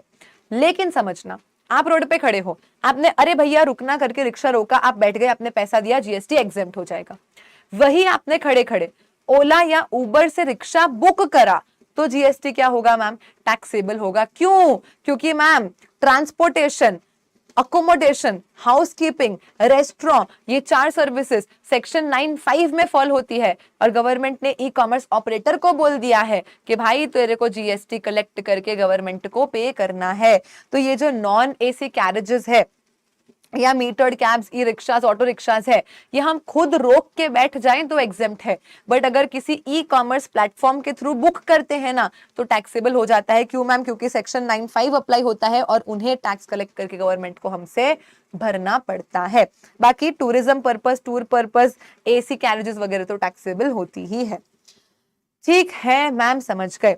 अगर आपने स्टेट ट्रांसपोर्ट अंडरटेकिंग को 12 पैसेंजर से ज्यादा कैपेसिटी वाला गाड़ी रेंट पे दिया, या आपने 12 कैपेसिटी से ज्यादा पैसेंजर वाला इलेक्ट्रॉनिक व्हीकल अपनी लोकल अथॉरिटी को दिया रेंट पे, तो उसका भी जीएसटी क्या हो जाता है? एग्जेम्प्ट हो जाता है। देखो, modes of transportation for a passenger तो 4 ही है, रेल, रोड, वाटर और एयर। एयर में अगर बैट्समैन से आते हो, बैट्समैन में जाते हो और इकोनॉमी क्लास का टिकट है तो एग्जेम्प्ट। वाटर में मैम टूरिज्म टूर पर्पस है या इंडिया के बाहर ही जा रहे हैं तो टैक्सेबल है। बाकी इंडिया टू इंडिया इनलैंड हो चाहे कोस्टल हो, नॉर्मल ट्रांसपोर्टेशन के लिए वो एग्जेम्प्ट ही है। ट्रेन की बात करें मैम तो एसी ट्रेन टैक्सेबल है, बाकी non AC metro tramway monorail ये सब कुछ क्या हो जाएगा, एग्जेम्प्ट ही हो जाएगा।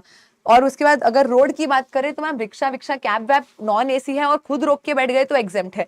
बाकी एसी टूरिज्म टूर तो सब टैक्सेबल है ही है, और अगर इको के थ्रू कुछ बुक कर लिया तो वो भी क्या हो जाएगा मैम, टैक्सेबल ही हो जाएगा। Perfect ma'am. और बाकी 12 से ज्यादा का कैपेसिटी वाला motor vehicle, electronic vehicle respectively state transport undertaking या लोकल अथॉरिटी को दिया तो जीएसटी उस रेंट के ऊपर एग्जेम्प्ट हो जाता है। After completing passenger transportation service, we move on to goods transportation service. ये goods transportation service में अगेन मैम पैसेंजर ट्रांसपोर्ट हो चाहे गुड, मूड्स तो सेम ही रहेंगे। गुड्स भी मैम एयर, वाटर, रेल या रोड से ही जाएंगे। तो समझो मैम अगर मेरे गुड्स एयर से ट्रांसपोर्ट हो रहे हैं डोमेस्टिकली इंडिया टू इंडिया तो टैक्सेबल है, और अगर मेरे गुड्स इंडिया के बाहर से इंडिया आ रहे हैं तो उनका ट्रांसपोर्टेशन एग्जेम्प्ट है। लेकिन अगर इंडिया से इंडिया के बाहर जा रहे हैं तो पहले एग्जेम्प्ट था 2022 तक, अब टैक्सेबल कर दिया है। देखो अगर आप इंडिया में हो और आप इंडिया में ही किसी को कुछ भेजो तो एग्जेम्प्ट है, आप इंडिया के बाहर भी किसी को कुछ भेज दो तो भी एग्जेम्प्ट है। क्या बोला, ओ सॉरी टैक्सेबल है, आई एम वेरी सॉरी। अगर आप इंडिया में हो, आप इंडिया से इंडिया डोमेस्टिकली किसी को कुछ भेज दो तो भी टैक्सेबल है, आप इंडिया से इंडिया के बाहर किसी को कुछ भेज दो तो भी टैक्सेबल है। सिर्फ और सिर्फ अगर किसी ने इंडिया के बाहर से आपको आए हाय हाय इंडिया में कुछ भेजा है, विदेशी गर्लफ्रेंड आपको इंडिया में कुछ भेज दी तो आप आदमी हो भाई, फिर तो आप तब आपको एग्जेम्पशन मिलेगा। बाकी आप तो डोमेस्टिकली भेजो कि इंडिया के बाहर भेजो, ट्रांसपोर्टेशन अगर एयर से हो रहा है एयर से तो क्या होना है, वो टैक्सेबल ही होने वाला है। Right ma'am. Rail again always taxable. देखो पैसेंजर में फर्क पड़ता है, गुड्स को एसी में भेजो नॉन एसी में भेजो क्या फर्क पड़ता है, तो कोई भी गुड्स किसी भी ट्रेन से जाए जीएसटी टैक्सेबल ही होगा रेल के ट्रांसपोर्टेशन के लिए। लेकिन ma'am milk, salt, pulses, fruits, flower, rice, food grain, organic manure, defence military equipment, relief material, agricultural produce, newspapers, magazines जो रजिस्टर्ड है, अगर ये आपने रेल के थ्रू ट्रांसपोर्ट करा है तो एग्जेम्पशन मिलेगा। बाकी कोई भी चीज आप कैसी भी ट्रेन से ट्रांसपोर्ट कर दो जीएसटी टैक्सेबल ही हो जाएगा।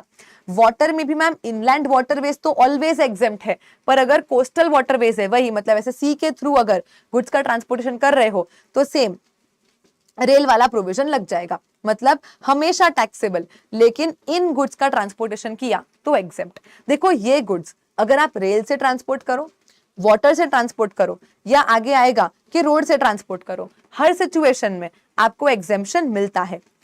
एयर में नहीं मिलता। आप एयर के थ्रू मिल्क ट्रांसपोर्ट कर दोगे तो टैक्सेबल हो जाएगा, पर आप रेल से या इंडिया से इंडिया इनलैंड या कोस्टल कैसे भी वाटर से करो या आप रोड से जीटीए के थ्रू वगैरह करवा लो, इन स्पेसिफाइड आइटम्स का ट्रांसपोर्टेशन तो एग्जेम्प्ट ही रहेगा। पर एयर से इन चीजों का भी ट्रांसपोर्टेशन क्या हो जाता है, टैक्सेबल हो जाता है। Perfect ma'am. लेकिन इंटरनेशनल की बात करें तो outside India to India taxable है and India to outside India पहले एग्जेम्प्ट था, अब ये भी टैक्सेबल हो चुका है। तो अगर हम देखो पैसेंजर और गुड्स को मिक्स मत करना, पैसेंजर्स अलग है, गुड्स अलग है, एयर और वाटर को भी मिक्स मत करना, सब कुछ अलग है। Right ma'am. तो एयर आपको सिंपल समझाया, देखो पैसेंजर में तो बैट्समैन था तो कंफ्यूजन का केस ही नहीं है, तो पैसेंजर का तो एयर क्या बोला, बैट्समैन से आओ बैट्समैन में जाओ, इकोनॉमी है तो एग्जेम्प्ट। गुड्स का एयर क्या बोला, इंडिया से इंडिया भेजो आउटसाइड इंडिया भेजो सब टैक्सेबल ही होगा। सिर्फ तोप आदमी हो आप, आउटसाइड इंडिया टू इंडिया मंगवा लिया है आपने तो आपको एग्जेम्पशन मिल जाएगा। बराबर है मैम।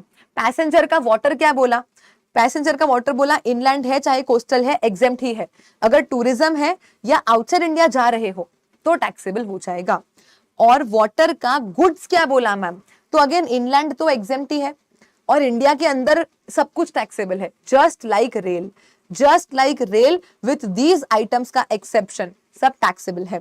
और आउटसाइड इंडिया टू इंडिया हो चाहे इंडिया टू आउटसाइड इंडिया हो, हर सिचुएशन में ये सब कुछ भी क्या है यहाँ पे टैक्सेबल ही है। देखो एक इनलैंड वाटरवेज का गुड्स ही एग्जेम्प्ट है, बाकी सारा गुड्स एज सच देखने जाओ तो टैक्सेबल ही है। और पैसेंजर में उल्टा सब कुछ एग्जेम्प्ट है, खाली टूरिज्म और इंडिया के बाहर जाओ वो टैक्सेबल है, उसको छोड़ के। तो 2 मिनट शांति से वीडियो को पॉज करके यहाँ पे एक बार पैसेंजर और गुड्स को एक साथ रीड कर लेना, अलग अलग दिमाग में बिठा लेना, and you will be good to go. ठीक है मैम। रोड में तो अगेन जीटीए वाला पूरा पॉइंट अपन आरसीएम के साथ पढ़ते ही है कि अगर वो जो स्पेसिफाइड पीपल है, factory, society, cooperative society, registered persons, partnership firms, body corporates, उनको जीटीए का सर्विस दिया तो टैक्सेबल होता है। लेकिन उनके अलावा इंडिविजुअल हो गए या जो टीडीएस एचयूएफ हो गए, टीडीएस वाले जो पर्संस होते हैं, उन सबको ट्रांसपोर्टेशन का सर्विस देते हैं तो जीएसटी एग्जेम्प्ट हो जाता है। तो ये पूरा सेम टू सेम चीज अपन चार्ज ऑफ जीएसटी चैप्टर में देख चुके हैं, उसी के रिविजन वीडियो से आपको इसे अच्छे से कवर करना है। बाकी इंडिविजुअल ट्रक है, टेम्पो है, हॉर्स कार्ट, बुलक कार्ट, ये सब तो एग्जेम्प्ट ही होता है। Door to door courier services taxable होती है, ऊपर भी वो डीटीडीसी, ब्लू डार्ट वगैरह का एग्जाम्पल लेके बताया था। बराबर मैम। अदर्स आप सेल्फ रीड कर सकते हो, इतना ज्यादा कुछ नहीं है। बस ये एक पॉइंट ध्यान में रखना कि अगर आप किसी गुड्स ट्रांसपोर्ट एजेंसी को क्या करते हो, पूरा का पूरा ट्रक हायर पे दे देते हो, नॉर्मल किसी पर्सन को नहीं, एक गुड्स ट्रांसपोर्ट एजेंसी को आप पूरा का पूरा ट्रक हायर पे दे देते हो तो उसका जीएसटी एग्जेम्प्ट हो जाता है। बाकी आपने ट्रक्स के पीछे देखा होगा ना, ऐसा एआईपी वगैरह लिखा होता है, ऑल इंडिया परमिट के ट्रक कहाँ कहाँ जा सकता है। तो ऐसा नेशनल परमिट्स लेने के लिए भी जो फीस लगती है वो भी जीएसटी में एग्जेम्प्ट हो जाती है।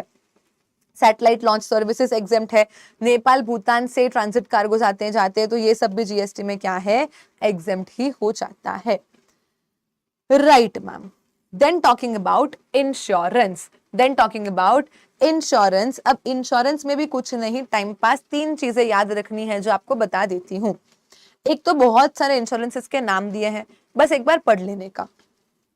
जनश्री बीमा योजना, आम आदमी बीमा योजना, वरिष्ठ पेंशन बीमा योजना, पीएम जीवन ज्योति बीमा योजना, पीएम जन धन योजना, पीएम वया वंदना योजना हो गया, या फिर national pension scheme, then army, navy या मिलिट्री के जो लोग होते हैं उनके लिए जो ग्रुप इंश्योरेंसेस होती है, देन ट्राइबल, हर्ट, जनता पर्सनल, ग्रामीण एक्सीडेंट, कोकोनट पाम, बहुत सारे टाइप के इंश्योरेंसेस और उनके री इंश्योरेंसेस सब जीएसटी में एग्जेम्प्ट हो जाता है।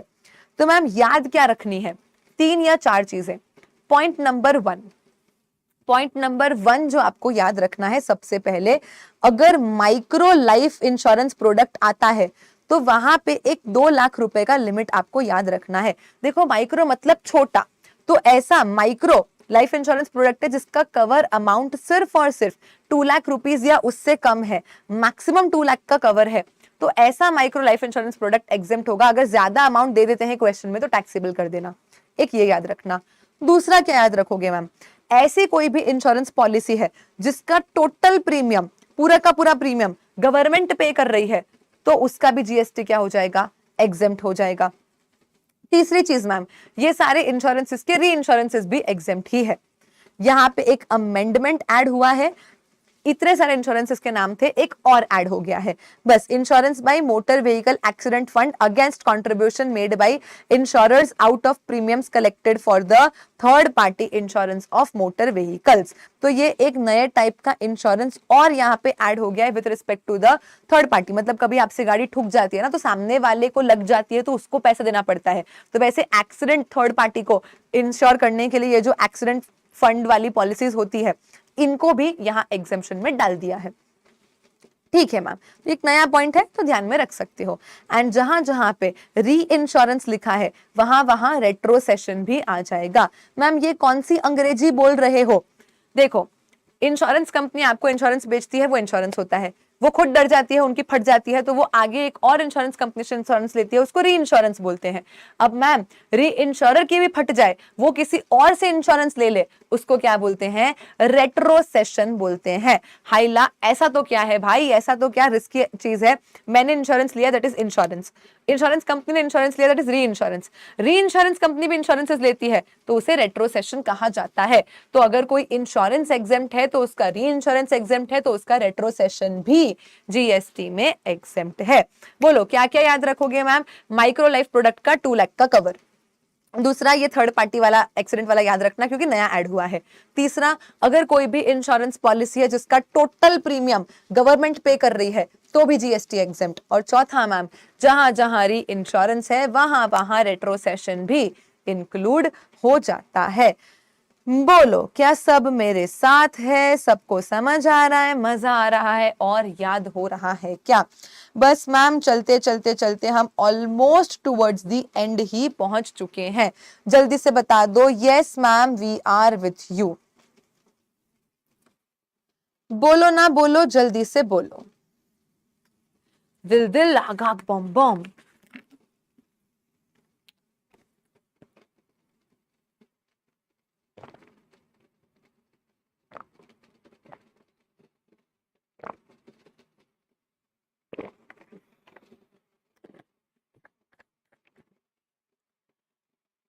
परफेक्ट मैम, चलिए। नाउ नॉन प्रॉफिट एंटिटी में बाकी सब इतना इंपॉर्टेंट नहीं है एक्सेप्ट फॉर दिस 7500 रेजिडेंशियल वाला, and I am very sure ये आपको आता है। चलिए एक बार रिवाइज करवा देती हूँ। नॉन प्रॉफिट एंटिटीज जो बनती है with respect to like agriculture industry और आर्ट, साइंस, लिटरेचर, स्पोर्ट्स, किसी भी चीज को लेके, एंड सिर्फ अगर 1 साल का 1000 रुपए तक का मेंबरशिप फीस है, जीएसटी में एग्जेम्प्ट। दूसरा ma'am, trade unions exempt, activities करने के लिए जो अमाउंट चार्ज होते हैं वो भी exempt.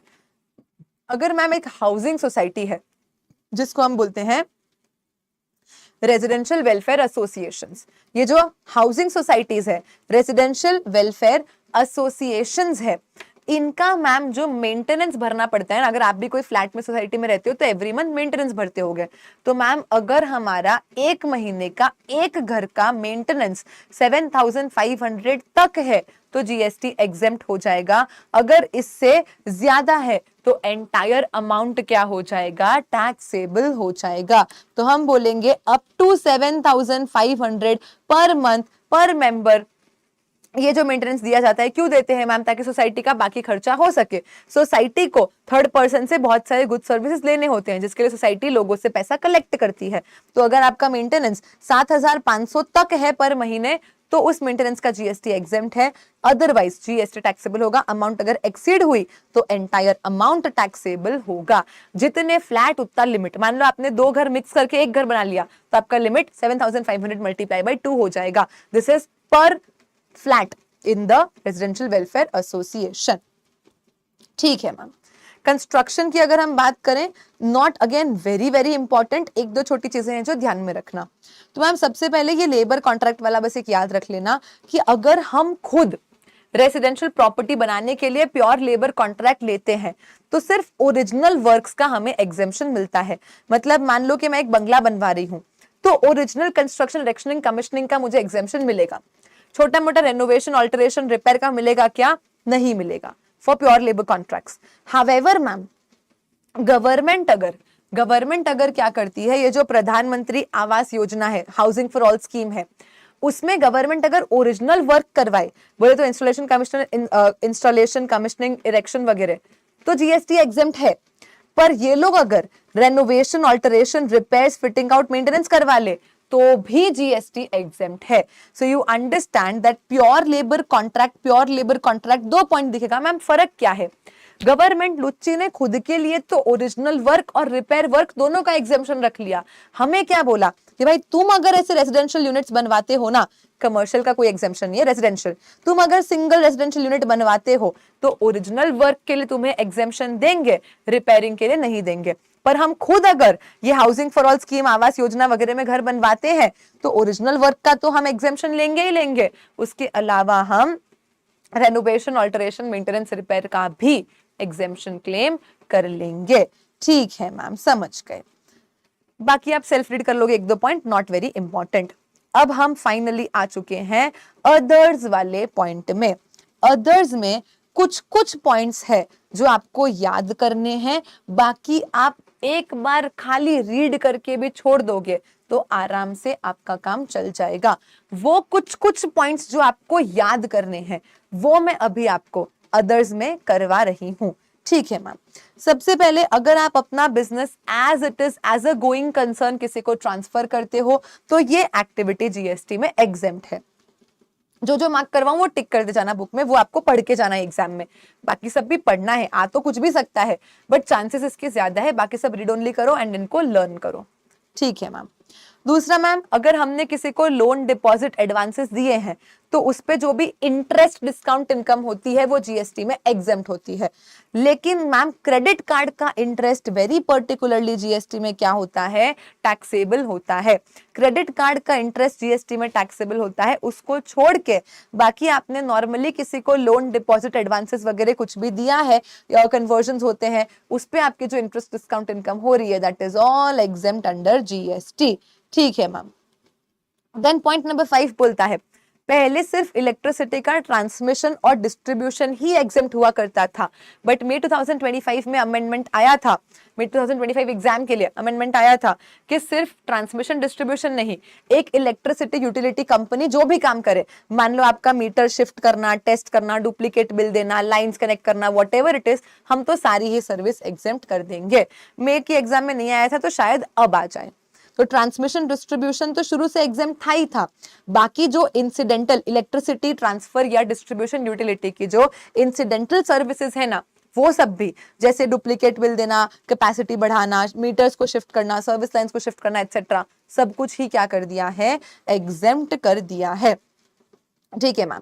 Business facilitator, business correspondent, ये रूरल ब्रांच के रिलेशन वाला पॉइंट अपन ऑलरेडी आरसीएम के साथ पढ़ते हैं कि अगर बिजनेस करस्पॉन्डेंट या बिजनेस फैसिलिटेटर बैंक के रूरल ब्रांच के रिलेशन में कोई भी सर्विसेज दे या उसका एजेंट भी उसको रूरल ब्रांच के रिलेशन में कोई भी सर्विसेज दे तो जीएसटी एग्जेम्प्ट ही है। ये इतना इंपॉर्टेंट नहीं है, आरसीएम के साथ आता है, मैंने सिर्फ रिपीट कर दिया यहाँ पे। ठीक है मैम। उसके बाद पॉइंट नंबर 9, अगर कोई इंडिपेंडेंट जर्नलिस्ट है या press trust of India, this is PTI, press trust of India, Uni वगैरह, ये लोग जो न्यूज कलेक्ट करते हैं इन सब के लिए जो अमाउंट चार्ज करते हैं, it is all exempt under GST. However समझना जर्नलिस्ट के लिए एग्जेम्पशन है। मान लो आज कोई नया जीएसटी का लॉ आता है, सीएनबीसी या जी बिजनेस मुझे इन्वाइट कर ले एज अ गेस्ट एंकर लोगों को समझाने के लिए कि वो लॉ क्या है, तो ऐसे केस में मैं जो रेम्यूनरेशन चार्ज करूंगी वो एग्जेम्प्ट होगा कि टैक्सेबल होगा? मैम वो टैक्सेबल होगा। मैं जर्नलिस्ट हूं क्या? नहीं, मैं तो गेस्ट हूं। तो समझो, जो गेस्ट एंकर्स वगैरह आते हैं, ऑनरेरियम लेते हैं, वो सब टैक्सेबल है। लेकिन जो जर्नलिस्ट वो होता है जिसके पास प्रेस कार्ड होता है, डिग्री होती है, right, you need a press card to be called as a journalist. तो अगर आप एक इंडिपेंडेंट जर्नलिस्ट हो, प्रेस ट्रस्ट ऑफ इंडिया वगैरह ये लोग जो न्यूज को कलेक्ट करते हैं, न्यूज को प्रोवाइड करते हैं, वो सर्विस जीएसटी में क्या हो जाती है, एग्जेम्प्ट हो जाती है। देन उसके बाद point number 11, services by foreign diplomatic mission GST में एग्जेम्प्ट होती है। आप क्वेश्चन बैंक देखोगे तो 2-3 ऐसी एंट्रीज है जहां पे उन्होंने लिखा है services to foreign diplomatic mission, तो वो जीएसटी में टैक्सेबल हो जाती है।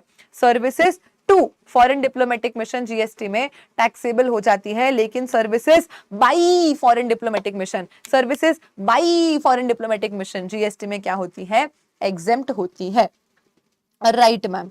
देन उसके बाद आपको मार्क करना है पॉइंट नंबर 20, जो ये research and development relation services associations, universities, colleges वगैरह देती है, जिनके सामने गवर्नमेंट उन्हें ग्रांट्स भी देती है, तो ये R&D सर्विसेज भी जीएसटी में क्या है, एग्जेम्प्ट हो जाती है। देन पॉइंट नंबर 21 के रिलेशन में तो आपको काफी सारे क्वेश्चंस मिल जाएंगे। This says services provided to a recognised sporting body. अभी मेरे साथ याद कर लो, हेलो साक्षी, चलो बोलो, अभी मेरे साथ याद कर लो, player, referee, umpire, coach, team manager, player, referee, umpire, coach, team manager. 3 बार और, player, referee, umpire, coach, team manager, player, referee, umpire, coach, team manager, player, referee, umpire, coach, team manager. ये लोग या कोई रिकॉग्नाइज्ड स्पोर्टिंग बॉडी किसी recognized sporting body को recognized sporting event के लिए सर्विसेज देती है तो जीएसटी एग्जेम्प्ट होता है। इनके अलावा क्वेश्चन आपको गुमराह करने के लिए बोलेगा, cheerleader, commentator, team selector, सबके सब क्या होते हैं, टैक्सेबल होते हैं। सिर्फ और सिर्फ रिकॉग्नाइज्ड स्पोर्टिंग बॉडी को सर्विस दी जा रही है by player, referee, umpire, coach, team manager या कोई और recognised sporting body for recognised sporting event, तो जीएसटी में एग्जेम्पशन मिलता है। ठीक है मैम, समझ गए। देन उसके बाद पॉइंट नंबर 25 को मार्क करेंगे, टूर ऑपरेटर सर्विसेज। देखो, अगर कोई इंडिया के बाहर का पर्सन है जो 100% टूर इंडिया के बाहर ही करने वाला है, लेकिन हमने उसको टूर ऑर्गेनाइज कर दिया, तो भी उसका जीएसटी एग्जेम्प्ट हो जाएगा। लेकिन मैम कोई इंडिया के बाहर का पर्सन है जो थोड़ा थोड़ा टूर इंडिया में करने वाला है और थोड़ा थोड़ा टूर इंडिया के बाहर करने वाला है, उसको हमने अगर टूर ऑपरेट करके दिया, मैनेज करके दिया, तो क्या होगा? मान लो मिस्टर जॉन है जिसको 6 डेज रहना है दुबई में, और 4 डेज के लिए आना है इंडिया। अभी मान लो इधर पटेल टूर्स एंड ट्रेवल्स ने मिस्टर जॉन को पूरा पैकेज बना के दिया, जिसके लिए चार्ज कर लिया 10 लाख रुपए। पटेल ने जॉन को लूट डाला। तो पटेल ने क्या करा मैम? करते हैं पटेल लोग, चलिए, one of my best friends is Patel and I love teasing her. तो चलिए, 10 लाख रुपए चार्ज कर लिए 10 दिन के टूर के लिए। अब मैम इसका 60% टूर तो इंडिया के बाहर है, 40% टूर इंडिया में है, लेकिन इसको एग्जेम्पशन कितना मिलेगा? तो पहले आप देख लो प्रोपोर्शनेटली इंडिया के बाहर कितना है मैम? 60%, लेकिन मैक्सिमम एग्जेम्पशन हम 50% का ही दे पाएंगे। तो भले ही 10 में से 6 लाख दुबई के और 4 लाख इंडिया के, पर हम मैक्सिमम एग्जेम्पशन 5 लाख का ही देंगे और 5 लाख क्या कर देंगे? टैक्सेबल कर देंगे। यानी अगर इंडिया के बाहर का टूरिस्ट एक दिन भी इंडिया में आ जाएगा तो 50% अमाउंट पे तो टैक्स लग ही जाएगा, क्योंकि मैक्सिमम एग्जेम्पशन ही कितना है? 50% का है। तो आप प्रोपोर्शनेटली इंडिया के बाहर कितना रहा वो निकालो number of days wise, and 50% amount ले लो टोटल पैकेज का। दोनों में से जो लोअर होगा उतना एग्जेम्पशन दिया जाएगा एंड बाकी अमाउंट्स क्या हो जाएगी? टैक्सेबल हो जाएगी। ये फॉरेन टूरिस्ट के लिए है ना? इंडियन टूरिस्ट पैकेज बनवाते हैं, सब कुछ टैक्सेबल होता है। ठीक है मैम, होम्स गया, खबर पड़ी गई। चलिए, come to question 27। Access to road और bridge on payment of toll charges. अभी टोल एग्जेम्प्ट है और एन्युइटी टैक्सेबल है। बना हुआ रोड या ब्रिज है जिसको एक्सेस करने के लिए टोल पे कर रही हूं तो एग्जेम्प्ट है। रोड या ब्रिज को बनाने के लिए एन्युइटी पे कर रही हूं तो क्या हो जाएगा? टैक्सेबल हो जाएगा। मैम वंस अगेन, बना बनाया तैयार रोड है जिसको एक्सेस करने के लिए टोल टैक्स पे कर रही हूं इंक्लूडिंग एडिशनल फास्टैग चार्जेस, तो एग्जेम्प्ट है। लेकिन नया रोड या ब्रिज बनवाने के लिए मैम एन्युइटीज पे कर रही हूं तो जीएसटी टैक्सेबल हो जाता है। ओके मैम, देन उसके बाद पॉइंट नंबर 28, 29, 30, यस 28, 29, 30, ये 3 आप और मार्क कर लोगे। 28 बोलता है कि देखो अगर आप रेजिडेंशियल ड्वेलिंग किसी को रेजिडेंशियल पर्पसेस के लिए रेंट पे देते हो तो जीएसटी एग्जेम्प्ट है।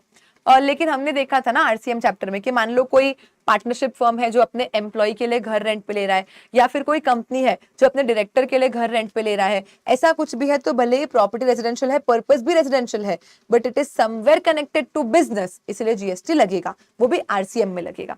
बाकी सारी सिचुएशंस में residential property, residential purposes, GST क्या हो जाता है? एग्जेम्प्ट हो जाता है।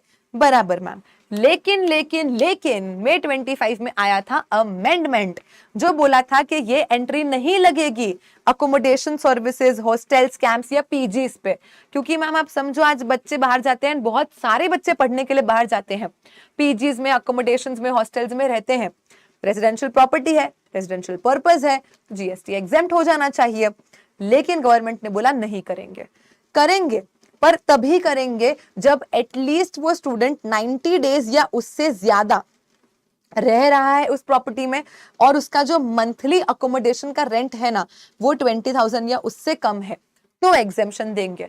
अदरवाइज अगर आप किसी ऐसे अकोमोडेशन हॉस्टल पीजी में रहते हो जहां पे आप रहे सिर्फ 15 दिन, तो यार पीजी नहीं है, घर नहीं है, वो तो होटल हो गया। सिर्फ 15 दिन के लिए कौन घर लेता है भाई? या मान लो आप रहे भी 6 महीने पर 1 महीने का किराया 1 लाख का है, ऐसे तो कौन से अमीर स्टूडेंट हो भाई, भरो टैक्स। तो देखो student residences, hostels, camps, paying guests like जो भी जगह है उन सब पे नॉर्मल रेजिडेंशियल एग्जेम्पशन नहीं लगेगा। उसमें आपको ये कंडीशन देखनी पड़ेगी कि देखो कम से कम वो जगह आपने एटलीस्ट 90 डेज के लिए तो रेंट पे ली होनी चाहिए, 90 या उससे ज्यादा, और आपका जो मंथली रेंट है ना पर पर्सन पर मंथ वो भी 20,000 या उससे कम होना चाहिए तो एग्जेम्पशन देंगे, वरना ये अकोमोडेशन सर्विसेज क्या हो जाएगी? टैक्सेबल हो जाएगी। एंड लास्ट जो आपको इंपॉर्टेंट मार्क करना है that is the bank charges for credit debit card. ऊपर अभी पढ़ाया था कि सारे तरीके के इंटरेस्ट जीएसटी में एग्जेम्प्ट होते हैं, लेकिन क्रेडिट कार्ड का इंटरेस्ट टैक्सेबल होता है। बराबर मैम। अब हम इंटरेस्ट की नहीं, हम चार्जेस की बात कर रहे हैं। अगर 2-2 हजार तक के छोटे मोटे ट्रांजैक्शंस करते हो, उनमें कोई बैंक चार्जेस लग जाते हैं, on credit debit card charges लग जाते हैं, तो ये सबका जीएसटी एग्जेम्प्ट हो जाता है। ऑल्सो ये एग्जेम्पशन अब आरबीआई रेगुलेटेड पेमेंट एग्रीगेटर्स को भी दिया गया है। कौन है पेमेंट एग्रीगेटर्स मैम? रेजर पे। ये लोग क्या करते हैं मैम? कस्टमर्स से मल्टीपल तरीकों से, मतलब आप क्रेडिट कार्ड यूज करो, डेबिट कार्ड यूज करो, यूपीआई यूज करो, इनके पास सब है। हर जगह से ये लोग क्या करते हैं? कस्टमर से पेमेंट्स कलेक्ट करते हैं, एक एस्क्रो अकाउंट में रखते हैं और फिर सप्लायर को ट्रांसफर कर देते हैं। इन्हें कहा जाता है पेमेंट एग्रीगेटर। एग्रीगेट करना, इकट्ठा करना, अलग अलग लोगों से अलग अलग मोड ऑफ पेमेंट से पैसा इकट्ठा करना और फिर उसे क्या करना? सप्लायर को देना। तो अगर 2-2 हजार तक के छोटे छोटे ट्रांजैक्शंस है और इनमें इनका जो चार्जेस लगता है, तो उस चार्जेस पे जीएसटी क्या हो जाएगा? एग्जेम्प्ट हो जाएगा। लेकिन ये सर्विस सिर्फ ये एग्जेम्पशन सिर्फ पेमेंट एग्रीगेटर के लिए है। अगर क्वेश्चन आपको एग्जाम में पेमेंट गेटवे बोलते तो टैक्सेबल करके आ जाना। पेमेंट गेटवे पैसा अपने पास रखता नहीं है, इधर से उधर बस ट्रांसफर करवाता है। पेमेंट एग्रीगेटर तो एक बार पूरा पैसा लेता है, अपने पास एस्क्रो अकाउंट में रखता है और फिर अपने सप्लायर को ट्रांसफर करवाता है। So there is a difference. Payment gateway के लिए this exemption is not there, but payment aggregator और क्रेडिट डेबिट कार्ड के 2-2 हजार तक के या भीम यूपीआई के जो 2-2 हजार तक के ट्रांजैक्शंस होते हैं, इन सब पे जो चार्जेस लगते हैं उनका जीएसटी क्या हो जाता है? एग्जेम्प्ट हो जाता है। Right ma'am. And the last point here कि दिल्ली डेवलपमेंट अथॉरिटी क्या एक लोकल अथॉरिटी है? The answer is no. Delhi development authority एक लोकल अथॉरिटी नहीं है। तो जिन जिन जो एग्जेम्पशंस एक नॉर्मल लोकल अथॉरिटी को एप्लीकेबल होते हैं, क्या वो दिल्ली डेवलपमेंट अथॉरिटी को एप्लीकेबल होंगे? The answer is no. बस ऐसा क्लैरिफिकेशन गवर्नमेंट ने इशू करा है। एक यहाँ पे पॉइंट और है, पूरी version 6 of the book, version 6 of the book is 100% amended for September 2025 examination. बस एक छोटा सा पैराग्राफ है जो मिस हो गया है यहाँ पे, मैंने अमेंडमेंट वीडियो में भी इसको क्लैरिफाई कर दिया है। तो एक पैराग्राफ यहाँ पे और है जो आपको क्या करना है? इंसर्ट करना है। मैं अभी आपको अमेंडमेंट शीट से बता देती हूँ, क्योंकि अगर आप वर्जन 6 यूज कर रहे हो, do not worry, everything is completely amended up to date except for this one paragraph which is missed out in the book. बाकी आपको कुछ भी कोई कॉरिकेंडम वगैरह कुछ देखने की जरूरत नहीं है, सब डन डनाडन डन है। एक छोटा लास्ट पैराग्राफ और है जो मैं बता देती हूँ आपको एक बार। ये रहा अमेंडमेंट पीडीएफ शेयर्ड है टेलीग्राम चैनल पे, आप डाउनलोड करके फिनिश कर सकते हो। 4 लाइन लिखनी है। ये सिंपली यही बोल रहा है कि मान लो जैसे कि म्युनिसिपल कॉर्पोरेशन ऑफ दिल्ली है, लोकल अथॉरिटी है। Delhi development authority local authority नहीं है, लेकिन म्युनिसिपल कॉर्पोरेशन तो ऑफकोर्स नाम ही म्युनिसिपल कॉर्पोरेशन है, जिला परिषद ने ये सब तो लोकल अथॉरिटी होते ही हैं। Right ma'am. ये लोग क्या करते हैं मैम? आर्टिकल 243 जीडब्ल्यू वाली एक्टिविटीज करते हैं। तो इसके रिलेशन में किसी से प्योर सर्विस लिया या वो 25% गुड्स तक का कॉम्पोजिट लिया तो बराबर है मैम, जीएसटी एग्जेम्प्ट होगा। अब मान लो कि म्युनिसिपल कॉर्पोरेशन ऑफ दिल्ली ने अपना ऑफिस साफ सफाई करवाने के लिए, फर्नीचर मेंटेन करने के लिए किसी का सर्विस ले लिया तो जीएसटी टैक्सेबल हो जाएगा। भाई गवर्नमेंट ने बोला कि जस्ट बिकॉज तुम्हारा जो आउटवर्ड सप्लाई है उसमें कहीं ना कहीं 243 जीडब्ल्यू वाला कुछ होगा, इसका ये मतलब नहीं कि तुम जो भी इनपुट सर्विसेज ले लोगे सब एग्जेम्प्ट हो जाएगी। क्या? The answer is no. सिर्फ वो इनपुट सर्विसेज जो directly in nexus to in connection to article 243 GW वाला होगा वही जीएसटी में क्या हो जाएगा? एग्जेम्प्ट हो जाएगा। सिंपल बात है ना मैम। हॉस्पिटल को सिर्फ हेल्थ केयर का एग्जेम्पशन है और कुछ किया तो टैक्सेबल ही होगा। स्कूल को सिर्फ एजुकेशन का एग्जेम्पशन है और कुछ किया तो टैक्सेबल ही होगा। बस वैसे ही हम बोल रहे हैं, जैसे स्ट्रीट लाइट रिपेयर करना डायरेक्ट है, अब इलेक्ट्रिशियन को जो पैसा दिया तो वो एग्जेम्प्ट हो जाएगा। पर क्योंकि मेरी ऑफिस से ऐसा काम होता है कि मैं स्ट्रीट लाइट रिपेयर करती हूँ, तो क्या ऑफिस की सफाई करवानी भी एग्जेम्प्ट हो जाएगी? नहीं।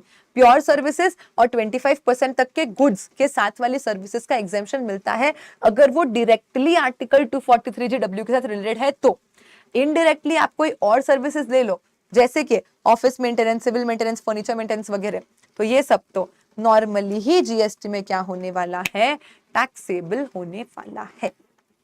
And with this, we complete entire revision of exemptions from GST.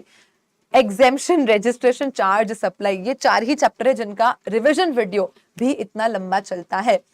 So I hope आपको सब कुछ समझ आया, मजा आया, याद हुआ।